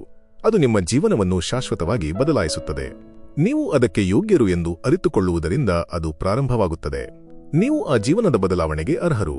ಕೇವಲ ಹೋಗಿ ಅದನ್ನು ಪಡೆಯಿರಿ. ಹೆಚ್ಚಿನ ಸಾಧನೆ ಮಾಡುವ ಜನರ ಸುತ್ತಲೂ ಹೆಚ್ಚು ಹೆಚ್ಚು ಜನರು ಇರುವುದಿಲ್ಲ. ಅದಕ್ಕೆ ಒಂದು ಕಾರಣವಿದೆ. ಕೊಡುಗೆ ನೀಡದ ಯಾವುದೇ ವಿಷಯ, ನಿಮ್ಮನ್ನು ಮುಂದಕ್ಕೆ ತಳ್ಳದ ಯಾವುದೇ ವಿಷಯ, ನೀವು ಸಾಗಿಸಬೇಕಾಗಿದೆ ಎಂದು ನೀವು ಭಾವಿಸುವ ಯಾವುದೇ ವಿಷಯವೂ ಅಲ್ಲಿ ಇರಬಾರದು. ನೀವು ಅದನ್ನು ಕತ್ತರಿಸಬೇಕು. ನಿಮ್ಮ ಹಳೆಯ ಜೀವನದಿಂದ ಬರುವ ಈ ಎಲ್ಲವನ್ನು ಹೊತ್ತುಕೊಂಡು ನೀವು ಅತ್ಯುನ್ನತ ಮಟ್ಟದಲ್ಲಿ ಅಥವಾ ಹೆಚ್ಚಿನ ಮಟ್ಟದಲ್ಲಿ ಸಹ ಸ್ಪರ್ಧಿಸಲು ಸಾಧ್ಯವಿಲ್ಲ. ಅದು ಅಸಾಧ್ಯ. ಅಣ್ಣ, ನಾಟಕ ಬೇಡ, ಗಾಸಿಪ್ ಬೇಡ, ಸೋತವರು ಬೇಡ, ಕಡಿಮೆ ಮಹತ್ವಾಕಾಂಕ್ಷೆ ಬೇಡ, ತುರ್ತು ಇಲ್ಲದ ಜನರು ಬೇಡ. ಮತ್ತು ನೀವು ಗೆಲ್ಲಲು ಹೊರಟಿದ್ದರೆ ಅದು ತುರ್ತನ್ನು ತೆಗೆದುಕೊಳ್ಳುತ್ತದೆ. ಅದು ತುರ್ತು ಕ್ರಮವನ್ನು ತೆಗೆದುಕೊಳ್ಳುತ್ತದೆ. ಅದು ವಾಸ್ತವ. ಪ್ರಯಾಣವು ತುಂಬಾ ಕಷ್ಟಕರವಾಗಿದೆ ಮತ್ತು ತುಂಬಾ ಸ್ಪರ್ಧಾತ್ಮಕವಾಗಿದೆ, ಮತ್ತು ನೀವು ಮಾಡುವುದನ್ನು ಮಾಡಲು ಹೊರಟಿರುವ ಅನೇಕ ಜನರಿದ್ದಾರೆ. ನೀವು ಆ ಭಾರವನ್ನು ಕತ್ತರಿಸದಿದ್ದರೆ ನೀವು ಕಾನೂನುಬದ್ಧವಾಗಿ ಅತ್ಯುನ್ನತ ಮಟ್ಟದಲ್ಲಿ ಸ್ಪರ್ಧಿಸಲು ಸಾಧ್ಯವಿಲ್ಲ. ಏಕೆಂದರೆ ಉನ್ನತ ಮಟ್ಟದಲ್ಲಿರುವ ಪ್ರತಿಯೊಬ್ಬರೂ ಸಹ ಶ್ರೇಷ್ಠವಾಗಿ ಕಾರ್ಯನಿರ್ವಹಿಸುತ್ತಿದ್ದಾರೆ. ಇಲ್ಲಿ ಎರಡನೇ ವಿಷಯ, ದೃಢತೆ ಎಂದರೆ ಕ್ರಿಯೆಯಲ್ಲಿರುವ ಸ್ವಯಂ ಶಿಸ್ತು, ಮತ್ತು ಸ್ವಯಂ ಶಿಸ್ತು ಒಂದು ಮಹಾನ್ ವ್ಯಕ್ತಿತ್ವದ ಮೂಲಭೂತ ಗುಣಮಟ್ಟ. ನಾವು ಮಾತನಾಡಿದ ಎಲ್ಲವೂ ಅದನ್ನು ಮಾಡಲು ನಮ್ಮ ಶಿಸ್ತನ್ನು ಹೊಂದುವ ಮೇಲೆ ಅವಲಂಬಿತವಾಗಿದೆ. ಮತ್ತು ಸ್ವಯಂ ಶಿಸ್ತು ಎಂದರೆ ನೀವು ಏನು ಮಾಡಬೇಕು, ಯಾವಾಗ ಮಾಡಬೇಕು, ನಿಮಗೆ ಅನಿಸುತ್ತದೆಯೋ ಇಲ್ಲವೋ ಅದನ್ನು ಮಾಡುವ ಇಚ್ಛೆ. ನೀವು ಏನು ಮಾಡಬೇಕು, ಯಾವಾಗ ಮಾಡಬೇಕು, ನಿಮಗೆ ಅನಿಸುತ್ತದೆಯೋ ಇಲ್ಲವೋ ಅದನ್ನು ಮಾಡಿ. ಮತ್ತು ನೀವು ದೃಢವಾಗಿರಲು ಸಾಧ್ಯವಾದರೆ ನೀವು ದೃಢತೆಯ ಅಭ್ಯಾಸವನ್ನು ಅಭಿವೃದ್ಧಿಪಡಿಸುತ್ತೀರಿ. ನೀವು ದೃಢತೆಯ ಅಭ್ಯಾಸವನ್ನು ಅಭಿವೃದ್ಧಿಪಡಿಸಿದಂತೆ ನೀವು ತಡೆಯಲಾಗದವರಾಗುವ ಹಂತಕ್ಕೆ ಬರುತ್ತೀರಿ. ಬೇರೆ ರೀತಿಯಲ್ಲಿ ಹೇಳುವುದಾದರೆ, ನಾವು ಮಾತನಾಡಿದ ಎಲ್ಲವೂ ಏನೆಂದರೆ ನೀವು ನಿಮ್ಮದೇ ಆದ ಪಾತ್ರವನ್ನು ನಿರ್ಮಿಸುತ್ತೀರಿ. ನೀವು ನಿಮಗಾಗಿ ಊಹಿಸುವ ಚಿತ್ರದಲ್ಲಿ ನಿಮ್ಮನ್ನು ನೀವು ಸೃಷ್ಟಿಸುತ್ತೀರಿ. ಮತ್ತು ನಿಮ್ಮ ಗುರಿ ಏನೆಂದರೆ ನೀವು ಮಾಡುವ ಯಾವುದೇ ಕೆಲಸದಲ್ಲಿ ಸಂಪೂರ್ಣವಾಗಿ ತಡೆಯಲಾಗದವರಾಗುವುದು. ನಿಮ್ಮ ಗುರಿ ದೊಡ್ಡ ಕನಸುಗಳನ್ನು ಹೊಂದಿಸುವುದು ಮತ್ತು ಗುರಿಗಳನ್ನು ಹೊಂದಿಸುವುದು ಮತ್ತು ಜವಾಬ್ದಾರಿಯನ್ನು ತೆಗೆದುಕೊಳ್ಳುವುದು, ಮತ್ತು ನೀವು ಮಾಡಲು ಬಯಸುವ ಯಾವುದನ್ನಾದರೂ ನಿಮ್ಮ ಜೀವನದಿಂದ ಮಾಡಲು ಶಪಥ ಮಾಡುವುದು. ಏಕೆಂದರೆ ಯಾವುದೇ ಮಿತಿಗಳಿಲ್ಲ. ಕನಿಷ್ಠ ಪಕ್ಷ ನಿಮ್ಮ ಜೀವನದಲ್ಲಿ ಅಥವಾ ನನ್ನ ಜೀವನದಲ್ಲಿ ನಾವು ಎಂದಿಗೂ ತಲುಪದ ಮಿತಿಗಳೂ ಇಲ್ಲ. ಜೀವನವು ನೇರ ರಸ್ತೆಯಲ್ಲ. ಕೆಲವು ದಿನಗಳು ಏನೂ ಹೊಂದಿಕೆಯಾಗುತ್ತಿಲ್ಲ ಎಂದು ಅನಿಸುತ್ತದೆ. ಸಮಯ ತಪ್ಪಿರುತ್ತದೆ. ಉತ್ತರಗಳು ಬರುವುದಿಲ್ಲ. ಮತ್ತು ನೀವು ಅವಲಂಬಿಸಿದ್ದ ಕ್ಷಣಗಳು ಜಾರಿ ಹೋಗುತ್ತವೆ. ಆದರೆ ವಿಷಯ ಇಷ್ಟೇ, ಅನಿಶ್ಚಿತತೆಯಲ್ಲಿಯೂ ಸಹ ಜೀವನವು ನಿಮಗೆ ಬೇಕಾದುದನ್ನು ಇನ್ನೂ ನೀಡುವ ಒಂದು ಮಾರ್ಗವನ್ನು ಹೊಂದಿದೆ. ಗೊಂದಲದಲ್ಲಿಯೇ ಮಾಂತ್ರಿಕತೆ ಅಡಗಿರುತ್ತದೆ. ಆದ್ದರಿಂದ ತಿರುವುಗಳನ್ನು ಸ್ವೀಕರಿಸಿ ಮತ್ತು ತಿಳಿಯದ ವಿಷಯಗಳ ಕಡೆಗೆ ಒಲವು ತೋರಿಸಿ, ಏಕೆಂದರೆ ಬಿರುಕುಗಳಲ್ಲಿ ಬೆಳಕು ಸಿಗುತ್ತದೆ ಮತ್ತು ಆ ಬೆಳಕು ಮುಂದುವರಿಯಲು ನಿಮಗೆ ಬೇಕಾದ ಎಲ್ಲ ಜ್ಞಾಪನೆ. ಈ ಜಗತ್ತು ಮೃದುವಾಗಿದೆ, ಏಕೆಂದರೆ ಬಹುತೇಕ ಯಾರಿಗೂ ತಮ್ಮೊಂದಿಗೆ ಕುಳಿತುಕೊಳ್ಳಲು ಆಳವಾದ ಬೇರೂರಿರುವ ಸಮಸ್ಯೆ ಇಲ್ಲ. ಇನ್ನೊಂದು ಬಿಯರ್ ಬಹುಶಃ ತಮ್ಮೊಂದಿಗೆ ನಿಜವಾಗಿ ಏನಾಗುತ್ತಿದೆ ಎಂಬುದನ್ನು ಎದುರಿಸಲು ಬಯಸದ ಜನರಿಗೆ ಸರಿಯಾಗಿದೆ. ಇನ್ನೊಂದು ಅಷ್ಟೇನೂ ಆಳವಲ್ಲದ ಸಂಬಂಧವು ಆ ಎಲ್ಲವನ್ನು ಆಕ್ರಮಿಸುವ ಅಸುರಕ್ಷಿತ ಭಾವನೆಯಿಂದ ದೂರವಿರಲು ಸಾಕು. ನಾನು ಕೆಲವು ನಿಜವಾದ ಕಠಿಣ ಸಮಯಗಳನ್ನು ಹೊಂದಿದ್ದೇನೆ ಎಂದು ನಿಮಗೆ ತಿಳಿದಿದೆ. ನೀವು ನಂಬುತ್ತೀರೋ ಇಲ್ಲವೋ, ನನಗೆ ಒಂಟಿತನ ಅನಿಸಿದೆ. ನನಗೆ ಉದ್ದೇಶವಿಲ್ಲ ಎಂದು ಅನಿಸಿದೆ. ನಾನು ಅತ್ತಿದ್ದೇನೆ. ನಾನು ಜಗತ್ತನ್ನು ದ್ವೇಷಿಸಿದ್ದೇನೆ. ನಾನು ಎಲ್ಲವನ್ನೂ ಮಾಡಿದ್ದೇನೆ. ಆದರೆ ನನ್ನೊಂದಿಗೆ ಏನಾಗುತ್ತಿದೆ ಎಂಬುದನ್ನು ನಾನು ಎಂದಿಗೂ ಮರೆತಿಲ್ಲ ಮತ್ತು ನಾನು ಎಂದಿಗೂ ಮರೆಯುವುದಿಲ್ಲ. ಅದರಲ್ಲಿ ತಿಳುವಳಿಕೆಯನ್ನು ಕಂಡುಕೊಳ್ಳುವುದು ಅಪರೂಪ, ಏಕೆಂದರೆ ಯಾರಾದರೂ ನನ್ನನ್ನು ಎಂದಿಗೂ ಕೈಬಿಡುವುದಿಲ್ಲ ಎಂದು ನನಗೆ ಖಚಿತವಾಗಿ ತಿಳಿಯಬೇಕಾದರೆ ಅವರು ತಮ್ಮನ್ನು ತಾವು ಎಂದಿಗೂ ಕೈಬಿಟ್ಟಿಲ್ಲ ಎಂದು ನನಗೆ ತಿಳಿದಿರಬೇಕು. ಮತ್ತು ನಮ್ಮಲ್ಲಿ ಎಷ್ಟು ಜನರು ನಿಜವಾಗಿ ಉಳಿದಿದ್ದೇವೆ? 3 ತಿಂಗಳುಗಳಲ್ಲಿ 6 ತಿಂಗಳುಗಳಲ್ಲಿ ಮುಂದಿನ ವರ್ಷದಲ್ಲಿ ನೀವು ಸಾಧಿಸಲು ಬಯಸುವ ಎಲ್ಲವನ್ನೂ ನೀವು ದೃಶ್ಯೀಕರಿಸಬಹುದು ಎಂದು ನಂಬಿ ಮತ್ತು ಪ್ರತಿ ಹಂತದಲ್ಲೂ ಅದನ್ನು ಹಿಡಿದುಕೊಳ್ಳಿ. ನೀವು ನಿಮ್ಮನ್ನು ನೋಡುವ ರೀತಿಯನ್ನು ಹಿಡಿದುಕೊಳ್ಳಿ. ನೀವು ಕೇವಲ ಅಂತಿಮ ಗೆರೆಯನ್ನು ದಾಟುತ್ತಿರುವುದು, ಶಾಲಾ ಪದವಿಯನ್ನು ಪಡೆಯುವುದು, ಜಿಮ್ನಲ್ಲಿ ವೈಯಕ್ತಿಕ ದಾಖಲೆಯನ್ನು ಮುರಿಯುವುದು. ಕೇವಲ ಅದನ್ನು ದೃಶ್ಯೀಕರಿಸಿ, ಏಕೆಂದರೆ ಜೀವನದಲ್ಲಿ ಕಠಿಣ ಭಾಗಗಳನ್ನು ತಪ್ಪಿಸುವುದು ನಿಮ್ಮ ಕೆಲಸವಲ್ಲ. ನಿಮ್ಮ ಕೆಲಸವೆಂದರೆ ಮುಂದೆ ಬರುವುದು. ನೀವು ಮಾಡುವ ಹಾಸಿಗೆಯಲ್ಲಿ ನೀವು ಮಲಗುತ್ತೀರಿ. ಶಕ್ತಿಯ ವಿಷಯದಲ್ಲಿ ನೀವು ಏನನ್ನೂ ತಪ್ಪಿಸಿಕೊಳ್ಳಲು ಸಾಧ್ಯವಿಲ್ಲ. ನೀವು ಏನು ಮಾಡುತ್ತಿದ್ದೀರಿ ಎಂಬುದಕ್ಕೆ ಅವರು ನಿಮ್ಮನ್ನು ಹಿಡಿಯದಿರಬಹುದು, ಆದರೆ ಶಕ್ತಿಯು ಯಾವಾಗಲೂ ನಿಮಗೆ ಹಿಂತಿರುಗುತ್ತದೆ. ಆದ್ದರಿಂದ ನೀವು ದಿನವಿಡೀ ನಕಾರಾತ್ಮಕವಾಗಿರುವ ಈ ಚಕ್ರದಲ್ಲಿ ಬದುಕುತ್ತಿದ್ದರೆ ಮತ್ತು ನಕಾರಾತ್ಮಕತೆಯನ್ನು ಮಾತ್ರ ಹೊರಹಾಕುತ್ತಿದ್ದರೆ, ನೀವು ಅದನ್ನು ಹೊರಹಾಕಿದ ರೂಪಕ್ಕಿಂತ ವಿಭಿನ್ನ ರೂಪದಲ್ಲಿ ಅದು ನಿಮಗೆ ಹಿಂತಿರುಗುತ್ತದೆ. ನಿಮ್ಮ ಶಕ್ತಿಯನ್ನು ಕರಗತ ಮಾಡಿಕೊಳ್ಳಿ. ನಿಮ್ಮ ಶಕ್ತಿ ಮತ್ತು ನೀವು ಹೊರಹಾಕುವುದನ್ನು ಕರಗತ ಮಾಡಿಕೊಳ್ಳಲು ನಿಮ್ಮ ಕೈಲಾದಷ್ಟು ಪ್ರಯತ್ನಿಸಿ. ಅದು ನಿಮಗೆ ಬೇಕಾದುದಾದರೆ ಹೊರತು ನಿಮಗೆ ತಿಳಿದಿದೆ, ಏಕೆಂದರೆ ನೀವು ನಿಮಗಾಗಿ ಯಾವುದೇ ಅನುಭವವನ್ನು ರಚಿಸಲು ಅರ್ಹರು. ಆದರೆ ನೀವು ಅದರಿಂದ ಬೇಸತ್ತಿದ್ದರೆ ಶಕ್ತಿಯನ್ನು ಹೊಂದಿಸಿ. ನನ್ನ ಅರ್ಥವೇನು? ನೀವು ಎಚ್ಚರವಾದಾಗ ಏನು ಯೋಚಿಸುತ್ತೀರಿ ಮತ್ತು ನೀವು ಏನು ಹೇಳುತ್ತೀರಿ ಎಂಬುದನ್ನು ಹೊಂದಿಸಿ. ಮತ್ತು ಕೊನೆಯದಾಗಿ ನೀವು ಏನು ಮಾಡುತ್ತೀರಿ ಎಂಬುದನ್ನು ಹೊಂದಿಸಿ. ಪ್ರತಿಕೂಲತೆಯ ಮುಖಾಂತರ ಒತ್ತಡಕ್ಕೆ ಒಳಗಾಗಬೇಡಿ. ಪ್ರತಿಕೂಲತೆಯನ್ನು ಬೆಳೆಯಲು ಒಂದು ಅವಕಾಶಕ್ಕಾಗಿ ನೀವು ಬಯಸುವ ವಿಷಯವನ್ನಾಗಿ ಮಾಡಿ. ನೀವು ಒಬ್ಬಂಟಿಯಾಗಿರುವ ಅಭ್ಯಾಸ ಮಾಡಿಕೊಳ್ಳಬೇಕು, ಏಕೆಂದರೆ ಕೆಲವು ಸೀಸನ್ಗಳಲ್ಲಿ ನೀವು ಮೂಲಭೂತವಾಗಿ ಒಂದು ಸ್ನೇಹಿತರ ಗುಂಪಿನಿಂದ ಇನ್ನೊಂದಕ್ಕೆ ಪರಿವರ್ತನೆಗೊಳ್ಳುತ್ತೀರಿ. ಮತ್ತು ಅದು ಒಂದು ಗುಂಪೇ ಅಲ್ಲ. ನೀವು ಸಾಮಾನ್ಯವಾಗಿ ಸ್ನೇಹಿತರ ಗುಂಪಿನಿಂದ ಸ್ನೇಹಿತರಿಲ್ಲದ ಸ್ಥಿತಿಗೆ ಪರಿವರ್ತನೆಗೊಳ್ಳುತ್ತೀರಿ ಮತ್ತು ನಂತರ ನೀವು ಹೊಸ ಮಟ್ಟದಲ್ಲಿರುವ 1 ಅಥವಾ 2 ಜನರನ್ನು ಕಂಡುಕೊಳ್ಳುತ್ತೀರಿ. ಮತ್ತು ನಂತರ ಕೆಲವೊಮ್ಮೆ ಆ ಜನರು ನಿಮಗೆ ಅವರ ಕೆಲವು ಸ್ನೇಹಿತರನ್ನು ಪರಿಚಯಿಸುತ್ತಾರೆ. ಮತ್ತು ನೀವು ನಡೆಯುತ್ತಾ ಮುಂದುವರಿದರೆ ಮತ್ತು ನೀವು ಹಿಂದಿಕ್ಕುತ್ತಾ ಹೋದರೆ, ಆಗ ಆ ಗುಂಪು ನಿಮ್ಮನ್ನು ನಿವೃತ್ತಿಗೊಳಿಸಲು ಪ್ರಾರಂಭಿಸುತ್ತದೆ. ಮತ್ತು ನಂತರ ಒಬ್ಬ ವ್ಯಕ್ತಿ ನಿಮ್ಮೊಂದಿಗೆ ಉಳಿಯಬಹುದು, ಬಹುಶಃ ಯಾರೂ ಇಲ್ಲದಿರಬಹುದು, ಮತ್ತು ನೀವು ಇನ್ನೊಂದು ಒಂಟಿ ಅವಧಿಯನ್ನು ಹೊಂದುತ್ತೀರಿ. ನಾನು ಇದನ್ನು ಹೇಳುತ್ತಿದ್ದೇನೆ ಏಕೆಂದರೆ ನನ್ನಲ್ಲಿ ಏನಾದರೂ ತಪ್ಪಾಗಿದೆ ಎಂದು ನಾನು ಭಾವಿಸುತ್ತಿದ್ದೆ. ಆದರೆ ವಾಸ್ತವದಲ್ಲಿ ಅಸಾಧಾರಣವಾಗಿರುವುದರ ಸ್ವರೂಪ ಏನೆಂದು ನನಗೆ ಅರ್ಥವಾಗಲಿಲ್ಲ. ಅಸಾಧಾರಣವಾಗಿರುವುದು ಎಂದರೆ ನೀವು ಅಪವಾದ. ಇದರರ್ಥ ನೀವು ಸಾಮಾನ್ಯರಲ್ಲ. ಮತ್ತು ಆದ್ದರಿಂದ ನೀವು ಸಾಮಾನ್ಯರಲ್ಲದ ಕೆಲಸಗಳನ್ನು ಮಾಡಿದರೆ ಸಾಮಾನ್ಯ ಜನರು ನಿಮ್ಮನ್ನು ಅಸಹಜ ಎಂದು ಕಂಡುಕೊಳ್ಳುವುದು ಸಾಮಾನ್ಯವಾಗಿದೆ. ಸ್ಥಿತಿಸ್ಥಾಪಕತ್ವ, ರೆಸಿಲಿಯನ್ಸ್ ಎಂದರೆ ನಮ್ಮ ಹಿಂದಿರುಗುವ ಸಾಮರ್ಥ್ಯ. ನನ್ನ ಪ್ರಕಾರ ಸರಳವಾದ ವ್ಯಾಖ್ಯಾನದಲ್ಲಿ ಸ್ಥಿತಿಸ್ಥಾಪಕತ್ವವು ನಮ್ಮ ಹಿಂದಿರುಗುವ ಸಾಮರ್ಥ್ಯ. ಆದರೆ ನಿಜವಾಗಿಯೂ ಇದರ ಅರ್ಥ ಏನೆಂದರೆ ನಾವು ಅಷ್ಟು ದೂರಕ್ಕೆ ತಳ್ಳಲ್ಪಡುವುದಿಲ್ಲ, ಅಷ್ಟು ದೂರ ಹಿಂದಿರುಗಬೇಕಾಗಿಲ್ಲ. ಏಕೆಂದರೆ ನಾವು ನಮ್ಮ ಸ್ಥಿತಿಸ್ಥಾಪಕತ್ವವನ್ನು ಒಂದು ಸ್ಥಳಕ್ಕೆ ನಿರ್ಮಿಸಿದ್ದೇವೆ, ಅಲ್ಲಿ ಜೀವನ ಸಂಭವಿಸಿದಾಗ ಮತ್ತು ಜೀವನ ಸಂಭವಿಸುತ್ತಿರುವಾಗ ಜೀವನವು ಬರುತ್ತಲೇ ಇರುತ್ತದೆ. ನೀವು ಯಾವುದೋ ಒಂದು ವಿಷಯದ ಮೂಲಕ ಹೋಗಿದ್ದೀರಿ, ನೀವು ಯಾವುದೋ ಒಂದು ವಿಷಯದ ಮೂಲಕ ಹೋಗುತ್ತಿದ್ದೀರಿ, ಅಥವಾ ನೀವು ಯಾವುದೋ ಒಂದು ವಿಷಯದ ಮೂಲಕ ಹೋಗುತ್ತೀರಿ. ಜೀವನವು ಬರುತ್ತಲೇ ಇರುತ್ತದೆ. ನಮ್ಮ ಸ್ಥಿತಿಸ್ಥಾಪಕತ್ವ ಅಥವಾ ಆ ವಿಷಯಗಳನ್ನು ತೆಗೆದುಕೊಳ್ಳುವ ನಮ್ಮ ಸಾಮರ್ಥ್ಯವು ಒಂದು ಸ್ನಾಯು, ಮತ್ತು ಅದು ನಮ್ಮ ಕಡೆಗೆ ಬರುವಾಗ ಆ ವಿಷಯಗಳನ್ನು ತೆಗೆದುಕೊಳ್ಳಲು ನಮಗೆ ಅನುಮತಿಸಲು ನಾವು ಕೆಲಸ ಮಾಡಬಹುದಾದ ಸ್ನಾಯು. ನಾವು ಅದರ ಮೇಲೆ ಹೆಚ್ಚು ಕೆಲಸ ಮಾಡಿದರೆ ನಾವು ಅದರಲ್ಲಿ ಹೆಚ್ಚು ಉತ್ತಮರಾಗುತ್ತೇವೆ. ವಾಸ್ತವವಾಗಿ ನಾವು ನಮ್ಮ ಜೀವನದಲ್ಲಿ ಕೇವಲ ಹಾದು ಹೋಗುವುದರ ಬದಲಿಗೆ ಅದರ ಮೂಲಕ ಬೆಳೆದಷ್ಟು ಆ ಸ್ಥಿತಿಸ್ಥಾಪಕತ್ವದ ಸ್ನಾಯು ಉತ್ತಮವಾಗುತ್ತದೆ. ಆದ್ದರಿಂದ ಈ ವಿಷಯಗಳು ನಮ್ಮ ಕಡೆಗೆ ಬರುತ್ತಿರುವಾಗ ಬಲಿಪಶುಗಳಂತೆ ಭಾವಿಸುವುದರ ಬದಲಿಗೆ ನಾವು ಅವುಗಳನ್ನು ಅಪ್ಪಿಕೊಳ್ಳಲು ಬಯಸುತ್ತೇವೆ, ಏಕೆಂದರೆ ಅವು ಭವಿಷ್ಯದಲ್ಲಿ ವಿಷಯಗಳನ್ನು ತೆಗೆದುಕೊಳ್ಳುವ ನಮ್ಮ ಸಾಮರ್ಥ್ಯವನ್ನು ಬೆಳೆಸುತ್ತಿವೆ. ಮತ್ತು ನಾನು ವಿಷಯಗಳನ್ನು ತೆಗೆದುಕೊಳ್ಳುವ ನನ್ನ ಸಾಮರ್ಥ್ಯವನ್ನು ಬೆಳೆಸುತ್ತಿದ್ದಂತೆ ನಾನು ನನ್ನ ಸುತ್ತಮುತ್ತಲಿನ ಜನರಿಗಾಗಿ ಆ ವಿಷಯಗಳನ್ನು ತೆಗೆದುಕೊಳ್ಳಲು ಪ್ರಾರಂಭಿಸಬಹುದು. ಈ ವಿಷಯಗಳ ಮೂಲಕ ಹೇಗೆ ಹೋಗಬೇಕು ಮತ್ತು ವಾಸ್ತವವಾಗಿ ಈ ವಿಷಯಗಳ ಮೂಲಕ ಹೇಗೆ ಬೆಳೆಯಬೇಕು ಎಂದು ನಾನು ಅವರಿಗೆ ತೋರಿಸಬಹುದು. ಸ್ಥಿತಿಸ್ಥಾಪಕತ್ವವು ನಮ್ಮ ಒಂದು ಪ್ರಮುಖ ಭಾಗ. ನಾವು ಅದನ್ನು ನಿರ್ಮಿಸಿದಾಗ ನಾವು ಉತ್ತಮರಾಗುತ್ತೇವೆ. ನಮ್ಮ ಕಡೆಗೆ ಬರುತ್ತಿರುವ ವಿಷಯಗಳನ್ನು ನಿಭಾಯಿಸಲು ಹೆಚ್ಚು ಉತ್ತಮ ಮತ್ತು ಜಗತ್ತು ಮುಂದುವರಿಯುವಂತೆ ಮಾಡಲು. ಅವು ಸಣ್ಣ ಲಾಭಗಳು ಅಷ್ಟೇ. ಮತ್ತು ತಮ್ಮ ಗುರಿಗಳನ್ನು ಸಾಧಿಸುವ ಜನರನ್ನು ಸಾಧಿಸದ ಜನರಿಂದ ಪ್ರತ್ಯೇಕಿಸುವುದು ಸರಳವಾಗಿದೆ. ತಮ್ಮ ಗುರಿಗಳನ್ನು ಸಾಧಿಸುವ ಜನರು ಪ್ರತಿದಿನ ಮುಂದೆ ಬರುವುದು ಮತ್ತು ಕೇವಲ ನೀರಸ ಬೇಸರದ ವಿಷಯಗಳನ್ನು ಮಾಡುವ ಶಕ್ತಿಯನ್ನು ಅರ್ಥಮಾಡಿಕೊಳ್ಳುತ್ತಾರೆ. ಶ್ರೇಷ್ಠತೆಯು ಅಲ್ಲಿಯೇ ರೂಪುಗೊಳ್ಳುತ್ತದೆ.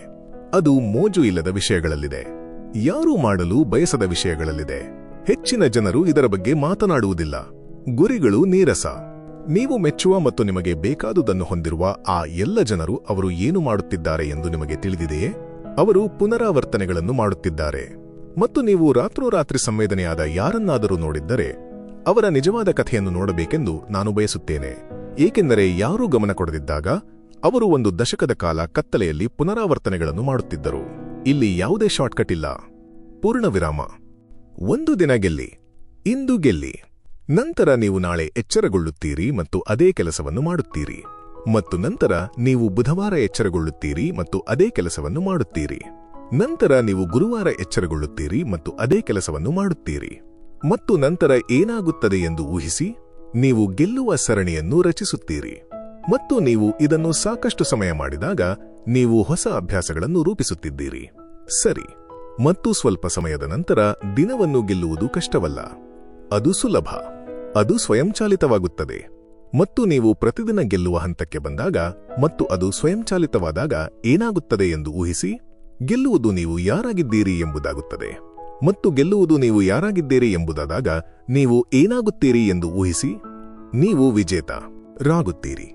ಹೆಚ್ಚಿನ ಜನರು ತಮ್ಮ ಸಂಪೂರ್ಣ ಸಾಮರ್ಥ್ಯವನ್ನು ತಲುಪುವುದರಿಂದ ತಡೆಯುವ ಮೊದಲ ವಿಷಯ ಯಾವುದು? ಕಥೆ. ಅವರು ತಮ್ಮೊಂದಿಗೆ ಹೇಳಿಕೊಳ್ಳುವ ಕಥೆ. ಪ್ರತಿಯೊಬ್ಬರಿಗೂ ಒಂದು ಕಥೆ ಇದೆ ಮತ್ತು ಪ್ರತಿಯೊಬ್ಬರೂ ತಮ್ಮ ಕಥೆಯನ್ನು ಎಷ್ಟು ಕೆಟ್ಟದಾಗಿತ್ತು, ಎಷ್ಟು ಕಷ್ಟಕರವಾಗಿತ್ತು ಎಂದು ನಿಮಗೆ ಹೇಳಲು ಬಯಸುತ್ತಾರೆ.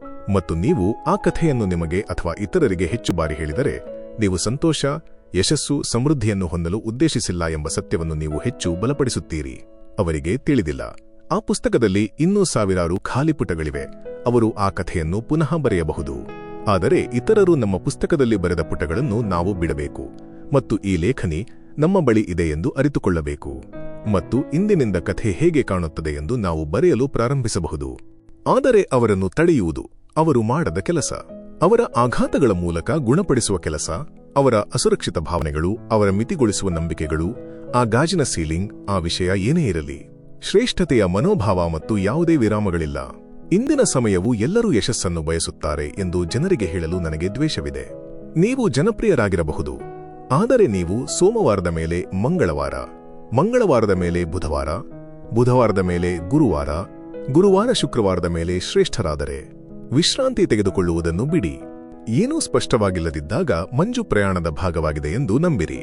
ಅಣ್ಣ, ಮಂಜು ಪ್ರಯಾಣದ ಭಾಗ. ಆಗಾಗ್ಗೆ ನಾವು ನಮ್ಮ ಹಾದಿಯಲ್ಲಿ ಹೋಗುತ್ತಿರುವಾಗ ಮತ್ತು ನಮ್ಮ ಸುತ್ತಲೂ ಸಾಕಷ್ಟು ಮಂಜು ಇರುತ್ತದೆ ಮತ್ತು ನಾವು ನೋಡಲು ಸಾಧ್ಯವಿಲ್ಲ.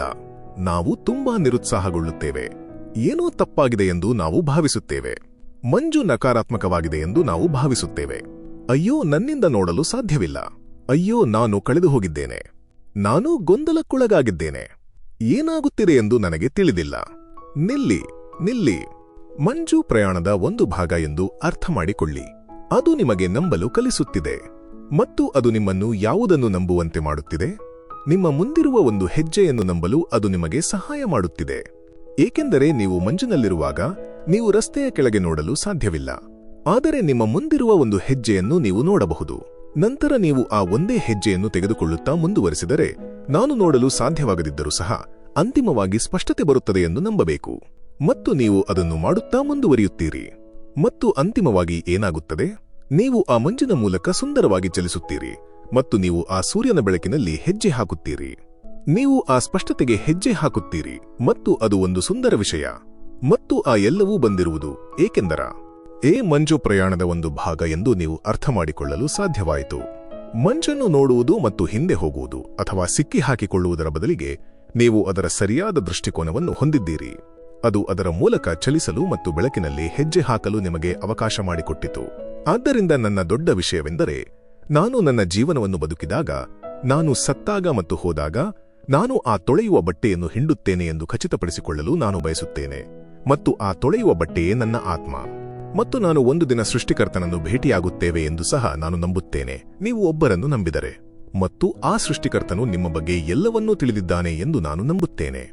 ನಿಮ್ಮ ಬಗ್ಗೆ ಎಲ್ಲವನ್ನೂ ತಿಳಿದಿದ್ದಾನೆ. ನಾನು ಇಲ್ಲಿರುತ್ತೇನೆ ಮತ್ತು ನಿಮ್ಮೊಂದಿಗೆ ಮಾತನಾಡುತ್ತೇನೆ ಎಂದು ತಿಳಿದಿದ್ದಾನೆ. ಈ ಎಲ್ಲವನ್ನೂ ತಿಳಿದಿದ್ದಾನೆ. ಆದರೆ ನೀವು ಸಹ ಒಂದು ಆಯ್ಕೆ ಮಾಡಬೇಕು. ನೀವು ಒಂದು ಆಯ್ಕೆ ಮಾಡಬೇಕು. ನಮ್ಮ ಬಳಿ ಆಯ್ಕೆಗಳಿವೆ. ಮತ್ತು ನನ್ನ ಜೀವನದಲ್ಲಿ ನನ್ನನ್ನು ಸಾಯಿಸುವಷ್ಟು ಭಯಪಡಿಸುವ ಒಂದು ವಿಷಯ ಏನೆಂದರೆ, ಸ್ವರ್ಗಕ್ಕೆ ತಲುಪುವುದು ಮತ್ತು ನಾನು ಇರಬೇಕಾದ ಸ್ಥಳದಲ್ಲಿ ಇಲ್ಲದಿರುವುದು. ಮತ್ತು ದೇವರು ಒಂದು ಚಾರ್ಟ್ ಅನ್ನು ಹೊಂದಿದ್ದಾನೆ ಎಂದು ನಾನು ನಂಬುತ್ತೇನೆ. ಮತ್ತು ಆತನು ಆ ಚಾರ್ಟ್ ಅನ್ನು ನೋಡುತ್ತಾನೆ ಮತ್ತು ಆತನು ಅದನ್ನು ನಿಮ್ಮ ಮುಂದೆ ಇಡುತ್ತಾನೆ. ಮತ್ತು ನೀವು ಸ್ವರ್ಗಕ್ಕೆ ಬಂದಾಗ ಆತನು ಹೇಳುತ್ತಾನೆ, ಹೇ, ಇದು ನೀನು ಆಗಬೇಕಾಗಿದ್ದದ್ದು. ಮತ್ತು ನನ್ನ ಜೀವನದ ದೊಡ್ಡ ಭಯಗಳಲ್ಲಿ ಒಂದು ಏನೆಂದರೆ, ಆ ಚಾರ್ಟ್ ಅನ್ನು ನೋಡುವುದು ಮತ್ತು ಪ್ರತಿ ಬ್ಲಾಕ್ ಅನ್ನು ಪರಿಶೀಲಿಸದಿರುವುದು. ನಾನು ನಿರಂತರವಾಗಿ ನಾನು ಏನು ಮುಂದುವರಿಸುತ್ತಿದ್ದೇನೆಯೋ ಅದನ್ನು ಮುಂದುವರಿಸುತ್ತಿದ್ದೇನೆ ಎಂದು ಖಚಿತಪಡಿಸಿಕೊಳ್ಳಲು ನಾನು ಬಯಸುತ್ತೇನೆ. ಕೇವಲ ಉತ್ತಮವಾಗಿರಲು ನಾನು ನಿರಂತರವಾಗಿ ನನ್ನನ್ನು ಒಂದು ಸೂಕ್ಷ್ಮ ಪುಡಿಯಾಗಿ ಅರಿಯುತ್ತಿದ್ದೇನೆ. ಆದ್ದರಿಂದ ಬಿಟ್ಟುಕೊಡಬೇಡಿ. ವೇಗವು ನಿಧಾನವೆಂದು ತೋರುತ್ತಿದ್ದರೂ ಸಹ ನೀವು ಇನ್ನೊಂದು ಹೊಡೆತದಿಂದ ಯಶಸ್ವಿಯಾಗಬಹುದು. ಯಶಸ್ಸು ಕೇವಲ ವೈಫಲ್ಯವು ಒಳಮುಖವಾಗಿ ತಿರುಗಿದೆ. ಇದು ಅನುಮಾನದ ಮೋಡಗಳಿಗೆ ಬೆಳ್ಳಿಯ ಬಣ್ಣ. ಮತ್ತು ನೀವು ಎಷ್ಟು ಹತ್ತಿರದಲ್ಲಿದ್ದೀರಿ ಎಂದು ನೀವು ಎಂದಿಗೂ ಹೇಳಲು ಸಾಧ್ಯವಿಲ್ಲ. ಅದು ಹತ್ತಿರವಿರಬಹುದು, ಆದರೆ ದೂರವೆಂದು ತೋರುತ್ತದೆ. ಆದ್ದರಿಂದ ನಿಮ್ಮ ಕಷ್ಟದ ಹೊಡೆತದ ಸಮಯದಲ್ಲಿ ಹೋರಾಟಕ್ಕೆ ಅಂಟಿಕೊಳ್ಳಿ. ವಿಷಯಗಳು ಕೆಟ್ಟದಾಗಿ ಕಾಣಿಸಿದಾಗ ನೀವು ಬಿಡಬಾರದು. ಅವರು ನನ್ನೊಂದಿಗೆ ಹೇಳಿದರು, ಸರಿ, ನೀವು ಹೇಗೆ ಮುಂದುವರಿಸಬಹುದು? ನಿಮಗೆ ಶಕ್ತಿ ಅಥವಾ ಇಚ್ಛೆ ಅಥವಾ ಉತ್ಸಾಹ ಅಥವಾ ಸರ್ ಇದೆಯೇ? ಮತ್ತು ನಾನು ಹೇಳಿದೆ, ನೀವು ಈ ಪ್ರಶ್ನೆಯನ್ನು ಹೇಗೆ ಕೇಳಬಹುದು? ನಾನು ಈ ಯೋಜನೆಯನ್ನು ಕೈಬಿಟ್ಟರೆ ನಾನು ಕನಸುಗಳಿಲ್ಲದ ಮನುಷ್ಯನಾಗುತ್ತೇನೆ ಮತ್ತು ನಾನು ಹಾಗೆ ಬದುಕಲು ಬಯಸುವುದಿಲ್ಲ. ನಾನು ಈ ಯೋಜನೆಯೊಂದಿಗೆ ನನ್ನ ಜೀವನವನ್ನು ಬದುಕುತ್ತೇನೆ ಅಥವಾ ನನ್ನ ಜೀವನವನ್ನು ಕೊನೆಗೊಳಿಸುತ್ತೇನೆ. ಇದನ್ನು ಮಾಡಲು ಸಾಧ್ಯವಿಲ್ಲ. ಅದಕ್ಕಾಗಿಯೇ ನಾನು ನಿಮಗೆ ಹೇಳಲು ಪ್ರಯತ್ನಿಸುತ್ತೇನೆ. ನೀವು ಅದನ್ನು ದೃಶ್ಯೀಕರಿಸಿದರೆ ಮತ್ತು ನಿಮ್ಮನ್ನು ನೀವು ನಂಬಿದರೆ ಏನಾದರೂ ಮತ್ತು ಎಲ್ಲವನ್ನೂ ಮಾಡಬಹುದು. ನಾನು ನಿಮಗೆ ಹೇಳುತ್ತೇನೆ, ನೀವು ಮಾಡುವ ಪ್ರತಿ ತಿರುವಿನಲ್ಲಿಯೂ ನೀವು ವಿರೋಧಿಗಳನ್ನು ಕಾಣುತ್ತೀರಿ. ಕೇಳಬೇಡಿ. ಕೇವಲ ನಿಮ್ಮ ಗುರಿಯನ್ನು ದೃಶ್ಯೀಕರಿಸಿ. ನೀವು ಎಲ್ಲಿಗೆ ಹೋಗಬೇಕೆಂದು ಬಯಸುತ್ತೀರಿ ಎಂದು ನಿಖರವಾಗಿ ತಿಳಿಯಿರಿ. ನಿಮ್ಮನ್ನು ನಂಬಿರಿ. ಅಲ್ಲಿಗೆ ಹೋಗಿ ಮತ್ತು ನರಕದಂತೆ ಕೆಲಸ ಮಾಡಿ ಮತ್ತು ಕೆಲವು ನಿಯಮಗಳನ್ನು ಮುರಿಯಿರಿ. ಮತ್ತು ವೈಫಲ್ಯಕ್ಕೆ ಎಂದಿಗೂ ಹೆದರಬೇಡಿ. ನಿಮಗೆ ಏನಾಗುತ್ತದೆ ಎಂಬುದಕ್ಕೆ ಸಂಪೂರ್ಣ ಜವಾಬ್ದಾರಿಯನ್ನು ತೆಗೆದುಕೊಳ್ಳಿ. ಇದು ಮಾನವ ಪ್ರಬುದ್ಧತೆಯ ಅತ್ಯುನ್ನತ ರೂಪಗಳಲ್ಲಿ ಒಂದಾಗಿದೆ. ಸಂಪೂರ್ಣ ಜವಾಬ್ದಾರಿಯನ್ನು ಸ್ವೀಕರಿಸುವುದು. ಇದು ಬಾಲ್ಯದಿಂದ ಪ್ರಬುದ್ಧತೆಗೆ ನೀವು ಹಾದುಹೋದ ದಿನ. ನೀವು ಸಂಪೂರ್ಣ ಜವಾಬ್ದಾರಿಯನ್ನು ಸ್ವೀಕರಿಸುವ ದಿನ. ನಾನು ಚೆನ್ನಾಗಿ ಕಾರ್ಯನಿರ್ವಹಿಸದಿರಲು ಕಾರಣಗಳ ಆ ದೀರ್ಘ ಪಟ್ಟಿಯನ್ನು ನಾನು ಹೊಂದಿದ್ದೆ. ನಾನು ಸರ್ಕಾರವನ್ನು ದೂಷಿಸುತ್ತಿದ್ದೆ. ನಾನು ತೆರಿಗೆಗಳನ್ನು ದೂಷಿಸುತ್ತಿದ್ದೆ.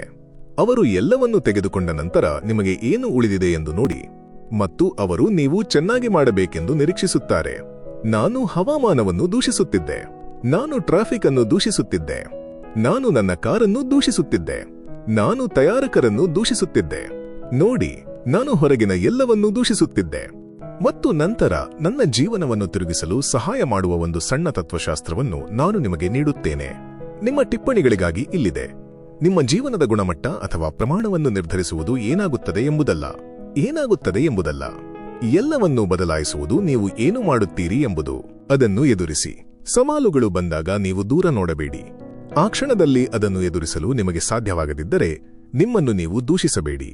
ನೀವು ಮಾಡಬೇಕಾದ ಏಕೈಕ ವಿಷಯವೆಂದರೆ ನೀವು ಹಿಂದೆ ಸರಿಯಿರಿ. ನಿಮಗಾಗಿ ಸಮಯ ತೆಗೆದುಕೊಳ್ಳಿ. ನೀವು ಕೆಲಸವನ್ನು ಹೂಡಿಕೆ ಮಾಡಿ ಮತ್ತು ನಿವೃತ್ತಿಗೊಳ್ಳಲು ನಿಮ್ಮನ್ನು ಸಿದ್ಧಪಡಿಸಿ. ನೀವು ಕೇವಲ ಅದನ್ನು ಸಹಿಸಿಕೊಳ್ಳಬೇಕು ಮತ್ತು ನಡೆಯುತ್ತಾ ಮುಂದುವರಿಯಬೇಕು ಮತ್ತು ವಿಚಲಿತರಾಗಬೇಡಿ. ಅವರಿಗೆ ನಿಮ್ಮನ್ನು ಹಿಡಿದಿದ್ದಾರೆ ಎಂದು ತಿಳಿಯಲು ಬಿಡಬೇಡಿ. ಮತ್ತು ನಾವು ನಿಶ್ಚಲವಾಗಿ ನಿಲ್ಲುವುದು ಅಥವಾ ಹಿಂದೆ ಸರಿಯುವುದು ಮಾಡುತ್ತೇವೆ, ಏಕೆಂದರೆ ನಾವು ಅದನ್ನು ಮಾಡುವುದಿಲ್ಲ. ನಾವು ನಡೆಯುತ್ತಾ ಮುಂದುವರಿಯುತ್ತೇವೆ. ನಾನು ಮತ್ತು ನೀವು ಅನೇಕ ವಿಷಯಗಳಲ್ಲಿ ಸಾಮ್ಯತೆ ಹೊಂದಿದ್ದೇವೆ ಎಂದು ನಾನು ಪಣತೊಡುತ್ತೇನೆ. ನಾವು ನಮಗೆ ತಿಳಿದಿರುವ ಬಲಶಾಲಿ, ಬುದ್ಧಿವಂತ ಅಥವಾ ಶ್ರೀಮಂತ ಜನರು ಅಲ್ಲ. ನಾವು ವೇಗದವರು ಅಥವಾ ಹೆಚ್ಚು ಸಂಪರ್ಕ ಹೊಂದಿದವರು ಅಲ್ಲ. ನಾವು ಉತ್ತಮವಾಗಿ ಕಾಣುವವರು ಅಥವಾ ಹೆಚ್ಚು ಪ್ರತಿಭಾವಂತರೂ ಅಲ್ಲ. ನಾವು ಅತ್ಯುತ್ತಮ ಆನುವಂಶಿಕತೆಯನ್ನು ಹೊಂದಿಲ್ಲ. ಆದರೆ ನಮ್ಮಲ್ಲಿ ಏನಿದೆ ಎಂದರೆ ಆ ಇತರ ಜನರು ಎಂದಿಗೂ ಹೊಂದಿರದ ಏನೋ ಕೆಲಸ ಮಾಡುವ ಇಚ್ಛೆ. ಈ ಜಗತ್ತಿನಲ್ಲಿ ಒಂದು ತಪ್ಪಿಸಲಾಗದ ಸತ್ಯವಿದ್ದರೆ ಅದು ಕೆಲಸವನ್ನು ಹಾಕುವುದು, ಪುಟಿಂಗ್ ಇನ್ ದ ವರ್ಕ್ ಎಂಬುದಕ್ಕೆ ಯಾವುದೇ ಬದಲಿಯಿಲ್ಲ. ನಿಮ್ಮ ಕೆಲಸವನ್ನು ಚೆನ್ನಾಗಿ ಮಾಡುವ, ನೀವು ಕಾಳಜಿ ವಹಿಸುವ ವಿಷಯವನ್ನು ಗೆಲ್ಲುವ ಅಥವಾ ನಿಮ್ಮ ಕನಸುಗಳನ್ನು ನನಸಾಗಿಸುವ ಕಠಿಣ ಕೆಲಸದ ಸುತ್ತಲೂ ನಿಮ್ಮನ್ನು ಕರೆದೊಯ್ಯಲು ಯಾವುದೇ ಶಾರ್ಟ್ಕಟ್ ಅಥವಾ ಗ್ರೋತ್ ಹ್ಯಾಕ್ ಅಥವಾ ಮಾಂತ್ರಿಕ ಮಾತ್ರ ಇಲ್ಲ. ಕೆಲಸ ಮಾಡುತ್ತದೆ. ಅದು ಮೂಲಭೂತ ಸತ್ಯ. ನೀವು ಏನು ಮಾಡಿದರೂ, ನೀವು ಯಾರೇ ಆಗಿದ್ದರೂ, ನನ್ನ ಇಡೀ ಜೀವನವು ಆ ಒಂದು ಆದರ್ಶದಿಂದ ರೂಪಿಸಲ್ಪಟ್ಟಿದೆ. ಎಲ್ಲವೂ ನಿಮ್ಮ ಮನಸ್ಸಿನಲ್ಲಿದೆ. ನಿಮ್ಮ ಮನಸ್ಸಿನಲ್ಲಿ ನೀವು ಏನನ್ನು ಹಿಡಿದುಕೊಳ್ಳುತ್ತೀರೋ ಅದು ನಿಮ್ಮ ಜೀವನದಲ್ಲಿ ಸಂಭವಿಸುವ ಪ್ರವೃತ್ತಿಯನ್ನು ಹೊಂದಿರುತ್ತದೆ. ನೀವು ಯಾವಾಗಲೂ ನಂಬಿದಂತೆ ಮುಂದುವರಿಸಿದರೆ, ನೀವು ಯಾವಾಗಲೂ ವರ್ತಿಸಿದಂತೆ ಮುಂದುವರಿಸುತ್ತೀರಿ. ನೀವು ಯಾವಾಗಲೂ ಪಡೆದಿದ್ದನ್ನು ಪಡೆಯುವುದನ್ನು ಮುಂದುವರಿಸುತ್ತೀರಿ. ನಿಮ್ಮ ಜೀವನದಲ್ಲಿ ಅಥವಾ ನಿಮ್ಮ ಕೆಲಸದಲ್ಲಿ ನಿಮಗೆ ವಿಭಿನ್ನ ಫಲಿತಾಂಶಗಳು ಬೇಕಾದರೆ ನೀವು ಮಾಡಬೇಕಾಗಿರುವುದು ನಿಮ್ಮ ಮನಸ್ಸನ್ನು ಬದಲಾಯಿಸುವುದು. ಸ್ವಯಂ ಅನುಮಾನವು ನಮ್ಮ ಪ್ರಗತಿಯ ಶತ್ರುಗಳಾಗಲು ನಾವು ಬಳಸಬಹುದಾದ ಅನೇಕ ಮಾರ್ಗಗಳಲ್ಲಿ ಒಂದಾಗಿದೆ. ನಮ್ಮ ಭವಿಷ್ಯದ ಅದೃಷ್ಟದ ವಿಧ್ವಂಸಕರು. ಇದು ನಮ್ಮ ಅಸಾಮರ್ಥ್ಯಗಳನ್ನು ವರ್ಧಿಸುವ ಪರಿಣಾಮವಾಗಿ ಬರಬಹುದು. ನಾವು ತಾತ್ಕಾಲಿಕ ಅಡಚಣೆಯ ಆಧಾರದ ಮೇಲೆ ನಮ್ಮ ಭವಿಷ್ಯಕ್ಕೆ ವೈಫಲ್ಯವನ್ನು ಯೋಜಿಸುತ್ತೇವೆ ಎಂದು ತೋರುತ್ತದೆ. ನಾವು ಅದನ್ನು ಜಯಿಸಿರಬಹುದು ಅಥವಾ ಅದು ಪ್ರಸ್ತುತ ನಮ್ಮ ಹಾದಿಯಲ್ಲಿರಬಹುದು. ಆದರೆ ನಿಮ್ಮ ವಿಶ್ಲೇಷಣೆಯು ವಂಚನೆಯ ಅಡಿಪಾಯದ ಮೇಲೆ ನಿರ್ಮಿಸಲಾಗುವುದಿಲ್ಲ. ನಿಮ್ಮ ದೋಷಗಳು ಮತ್ತು ದೌರ್ಬಲ್ಯಗಳನ್ನು ಪತ್ತೆ ಮಾಡುವುದು ಸರಿಯಾಗಿದ್ದರೂ ಮತ್ತು ಸಂಪೂರ್ಣವಾಗಿ ಅಗತ್ಯವಿದ್ದರೂ ಅವುಗಳಲ್ಲಿ ನೆನೆಸುವುದು ಸರಿಯಲ್ಲ. ಅವು ನಿಮ್ಮ ಗುರುತನ್ನು ಮೀರಿಸಲು ಬಿಡುವುದು ಸರಿಯಲ್ಲ. ನೀವು ಅಸಮರ್ಥರಲ್ಲ, ನೀವು ಅಮುಖ್ಯರಲ್ಲ, ಮತ್ತು ನೀವು ಆಳವಾಗಿ ಬಯಸುವ ಬದಲಾವಣೆ ಅಥವಾ ಶ್ರೇಷ್ಠತೆಗೆ ಅಸಮರ್ಥರಾದ ವ್ಯಕ್ತಿಯಲ್ಲ. ಬ್ರೂಸ್ ಲೀ ಹೇಳಿಕೆ. ಅವರು ಹೇಳಿದರು, ಮಹಾನ್ ಪ್ರಯತ್ನಗಳಲ್ಲಿ ವೈಫಲ್ಯವು ಸಹ ಅದ್ಭುತವಾಗಿದೆ. ವೈಫಲ್ಯವು ನೀವು ಯಾರು ಎಂಬುದನ್ನು ತೋರಿಸುತ್ತದೆ. ವಾಸ್ತವ ಏನೆಂದರೆ ನೀವು ವೈಫಲ್ಯವನ್ನು ಪ್ರೀತಿಸುತ್ತೀರಿ. ಅದು ನಿಮ್ಮದಾದಾಗ ಮಾತ್ರ ನಿಮಗೆ ಇಷ್ಟವಾಗುವುದಿಲ್ಲ. ಆದರೆ ಅದು ಕೋಬೆಯದಾಗಿದ್ದರೆ, ಓಹ್ ಹೌದು. ಅದು ಲೆಬ್ರಾನ್ನದಾಗಿದ್ದರೆ, ಓಹ್ ಹೌದು. ಅವನು ಈ ಚಾಂಪಿಯನ್ಶಿಪ್ಗಳನ್ನು ಗೆಲ್ಲಲಿಲ್ಲ. ಈಗ ಅವನನ್ನು ನೋಡಿ. ಹೌದು, ನೀವು ಲೆಬ್ರಾನ್ನ ಅಭಿಮಾನಿಯಾಗಿದ್ದೀರಿ. ನೀವು ನಿಜವಾಗಿಯೂ ನಿಮ್ಮದೇ ಅಭಿಮಾನಿ. ನೀವು ನಿಮ್ಮ ಕಥೆಯನ್ನು ಮುಗಿಸಿಲ್ಲ ಅಷ್ಟೇ. ಪ್ರತಿದಿನ ಅವರು ತಮಗೆ ತಾವು ಹೇಳಿಕೊಳ್ಳುವ ಕಥೆ, ತಾವು ಏಕೆ ಸಾಕಷ್ಟು ಒಳ್ಳೆಯವರಲ್ಲ, ತಾವು ಏಕೆ ಏನನ್ನಾದರೂ ಮಾಡಲು ಸಾಧ್ಯವಿಲ್ಲ, ಅದು ಏಕೆ ಕೆಲಸ ಮಾಡುವುದಿಲ್ಲ ಎಂಬುದರ ಬಗ್ಗೆ ಜನರನ್ನು ಸಂಕೋಲೆಗಳಲ್ಲಿ ಇರಿಸುವುದನ್ನು ಮುಂದುವರಿಸುವ ದೊಡ್ಡ ವಿಷಯಗಳಲ್ಲಿ ಅದು ಒಂದು. ಆದ್ದರಿಂದ ನಿಜವಾಗಿಯೂ ಕಥೆಯನ್ನು ಬದಲಾಯಿಸಲು ನಿಮ್ಮನ್ನು ನೀವು ಸವಾಲು ಮಾಡಿ. ನಿರೂಪಣೆಯನ್ನು ಬದಲಾಯಿಸಿ. ನಮ್ಮದೇ ಆದ ಕಥೆಯನ್ನು ಬರೆಯುವ ಸಾಮರ್ಥ್ಯ. ಈ ಜೀವನದಲ್ಲಿ ನಾವು ರಚಿಸಲು ಬಯಸುವ ವಿಷಯಗಳನ್ನು ಪ್ರಕಟಿಸುವ ಮತ್ತು ರಚಿಸುವ ಸಾಮರ್ಥ್ಯ.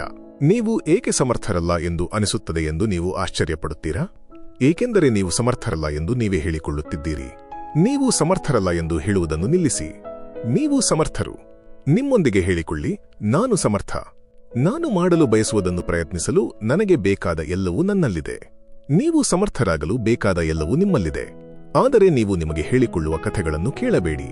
ಅದರ ಮೌಲ್ಯದ ಪ್ರಶ್ನೆಯು ಫಲಿತಾಂಶವನ್ನು ಅವಲಂಬಿಸಿರುತ್ತದೆ. ನಾವು ಫಲಿತಾಂಶಕ್ಕಾಗಿ ಈ ವಿಷಯಗಳನ್ನು ಮಾಡುವುದಿಲ್ಲ. ಅದು ಶ್ರೇಷ್ಠವಾದದ್ದನ್ನು ಮಾಡುವ ಮನೋಭಾವವಲ್ಲ. ಫಲಿತಾಂಶವು ಸಂಭವಿಸುತ್ತದೆ. ನೀವು ಮಾಡಬಹುದಾದ ಅತ್ಯುತ್ತಮ ಕೆಲಸವನ್ನು ನೀವು ಮಾಡುತ್ತಿದ್ದೀರಿ. ಇದು ಭಕ್ತಿಯ ಅಭ್ಯಾಸ. ಅದರ ನಂತರ ಏನಾಗುತ್ತದೆ, ಅದು ಸಂಭವಿಸುತ್ತದೆ, ಮತ್ತು ಅದರ ನಂತರ ಸಂಭವಿಸುವ ಆ ಭಾಗವು ನಿಮ್ಮ ನಿಯಂತ್ರಣದಿಂದ ಸಂಪೂರ್ಣವಾಗಿ ಹೊರಗಿದೆ. ನಿಮ್ಮ ಜೀವನಕ್ಕೆ ನೀವೇ ಜವಾಬ್ದಾರರು. ಮತ್ತು ನಿಮ್ಮನ್ನು ಉಳಿಸಲು, ನಿಮ್ಮನ್ನು ಸರಿಪಡಿಸಲು, ನಿಮಗೆ ಸಹಾಯ ಮಾಡಲು ಯಾರಾದರೂ ಕಾಯುತ್ತಾ ಕುಳಿತಿದ್ದರೆ ನೀವು ನಿಮ್ಮ ಸಮಯವನ್ನು ವ್ಯರ್ಥ ಮಾಡುತ್ತಿದ್ದೀರಿ. ಏಕೆಂದರೆ ನಿಮ್ಮ ಜೀವನವನ್ನು ಮುಂದಕ್ಕೆ ಸಾಗಿಸಲು ಜವಾಬ್ದಾರಿಯನ್ನು ತೆಗೆದುಕೊಳ್ಳುವ ಶಕ್ತಿ ನಿಮಗಿದೆ. ಮುಖ್ಯವಾದುದು ಈಗ, ಈ ಕ್ಷಣ, ಮತ್ತು ಈ ಕ್ಷಣ ಹೇಗಿದೆಯೋ ಹಾಗೆ ನೋಡಲು ನಿಮ್ಮ ಸಿದ್ಧತೆ. ಅದನ್ನು ಸ್ವೀಕರಿಸಿ. ಭೂತಕಾಲವನ್ನು ಕ್ಷಮಿಸಿ. ಜವಾಬ್ದಾರಿಯನ್ನು ತೆಗೆದುಕೊಳ್ಳಿ ಮತ್ತು ಮುಂದಕ್ಕೆ ಸಾಗಿ.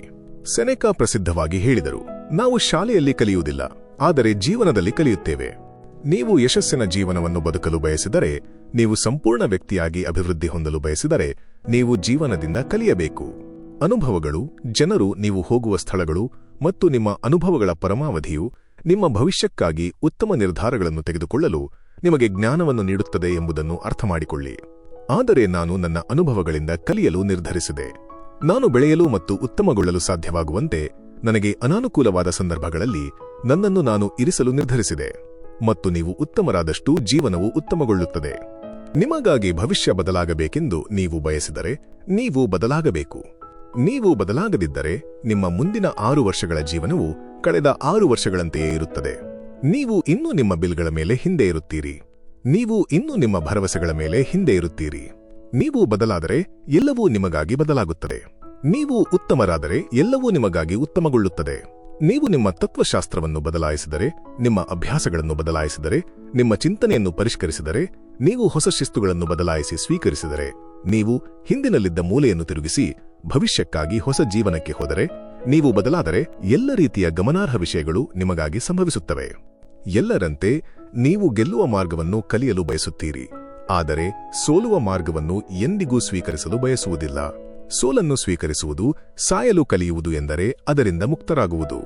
ಆದ್ದರಿಂದ ನಾಳೆ ಬಂದಾಗ ನೀವು ನಿಮ್ಮ ಮಹತ್ವಾಕಾಂಕ್ಷೆಯ ಮನಸ್ಸನ್ನು ಮುಕ್ತಗೊಳಿಸಬೇಕು ಮತ್ತು ಸಾಯುವ ಕಲೆಯ ಬಗ್ಗೆ ಕಲಿಯಬೇಕು.